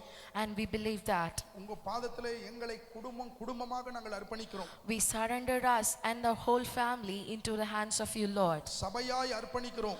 We surrender us as a whole church into the hands of you. நீர் எங்களை விசாரியும். God, you care for us. நீர் எங்களை விசாரித்து நடத்தும். God, you care for us and lead us in the right path. உங்க பாதத்திலே நாங்கள் விழுகிறோம். We surrender and we fall into your feet. இந்த யூடியூப்பின் வாயிலாக கர்த்தருடைய வசனத்தை கேட்டுக்கொண்டிருக்கிற ஒவ்வொரு கர்த்தருடைய பிள்ளைகள் மேலேயும் The people who are listening to this sermon through this YouTube, கர்த்தருடைய ஆசீர்வாதமான அந்த விசாரிக்கிற தேவனுடைய வல்லமை இறங்கி வருவதாக. let your blessing and let your care be extended to each and every family. ஒவ்வொருடைய வாழ்க்கையிலே குடும்பத்தில் இருக்கிற பிரச்சனைகள் அது எங்களுக்கு தெரியாது, மற்றவர்களுக்கு கூட அது தெரியாது. The problem that is in their family is not known to us and it is not known to anybody else. ஆனால் எல்லாம் உமக்கு தெரியும். But you know everything. இருதயத்தில் இருக்கிறதை ஆராய்ந்து அறிகிறவர் நீர். Because you know what is in our heart. ஒவ்வொருவருடைய பிரச்சனைகளை மாற்ற உமக்கு வல்லமை இருக்கிறது. And you can turn our problems into happiness. ஒருவேளை நாள்பட்ட வியாதி பலவீனத்தோடு சுகவீனத்தோடு யாராவது இருந்தால் அவர்களையும் கர்த்தர் தொட்டு சுகப்படுத்துவீராக. If there are people who are deceased for so many days, God touch them and heal them. வியாதி பலவீனத்தோடு யாராவது இந்த வசனத்தை கேட்டுக்கொண்டிருந்தால் நீர் உம்முடைய வார்த்தையை அனுப்பி அவர்களை சுகப்படுத்துவீராக. If there are people who are deceased and are listening to this sermon, God lay your hand upon them and touch them and heal them. எங்கள் தேசத்திலும் முழு உலகத்திலும் கர்த்தர் சமாதானத்தை கட்டளையிடுவீராக. And God give us the peace to us and to our family and to the whole of the nation. இந்த பொல்லாத இந்த தேசத்தை கலங்கடித்துக் கொண்டிருக்கிற இந்த கொள்ளை நோய் இந்த தேசத்தை விட்டும் முழு உலகத்தை விட்டும் ஆண்டவரை வீரியமற்று ஒன்றுமில்லாமல் போவதாக. Let this pandemic plague be washed away from our country and of the whole of the nation. தேசத்திற்கும் முழு உலகத்திற்கும் சமாதானம் கடந்து வருவதாக. And let peace be commanded to whole of the nation and of our country. நீர் எங்களையும் எங்கள் குடும்பங்கள் ஒவ்வொருவரையும் நீர் உம்முடைய இரத்த கோட்டைக்குள்ளே மூடி மறைத்துக் கொள்ளும். Lord, bring us and our family into the blood of your Christ. நாங்கள் உம்முடைய பாதத்தில் விழுகிறோம். And we fall into the feet of you, O Lord. எங்களை உம்முடைய ஆசீர்வாதத்தின் கரம் பாதுகாப்பதாக. Let your blessing hand safeguard us. உம்முடைய பாதுகாப்பின் சட்டைக்குள்ளே எங்களை அர்ப்பணிக்கிறோம். Lord, we surrender us into your hands. இயேசுவின் நாமத்தில் பிதாவே. In the name of Jesus. என் ஆத்துமாவே கர்த்தரை ஸ்தோத்திரி, என் முழு உள்ளமே அவருடைய பரிசுத்த நாமத்தை ஸ்தோத்திரி. என் ஆத்துமாவே கர்த்தரை ஸ்தோத்திரி, கர்த்தர் செய்த சகல உபகாரங்களையும் மறவாதே. Bless the Lord, O my soul, and all that is within me. Bless his holy name. Bless the Lord, O my soul, and forget not all his benefits, who forgiveth all thine iniquities, who healeth all thy diseases. நமது கர்த்தராகிய இயேசு கிறிஸ்துவின் கிருபையும் பிதாவாகிய தேவனுடைய அன்பும் பரிசுத்தாவியனுடைய அன்னுநேக்கியமும் இன்றும் என்றும் எப்பொழுதும் மாறாததாக கர்த்தராகிய இயேசு கிறிஸ்துடைய வருகை வரைக்கும் நம் அனைவரோடு தங்கியிருப்பதாக. கர்த்தர் தாமே உங்களை ஆசீர்வதிப்பாராக. God bless you. இந்த வீடியோ மூலம் இந்த ஆராதனை இந்த செய்திகளை கேட்டு ஆசீர்வதிக்கப்பட்ட உங்கள் ஒவ்வொருவரையும் கர்த்தர் ஆசீர்வதிப்பாராக. God bless you. We believe that you would be blessed by the worship and the sermon, and may God bless you all.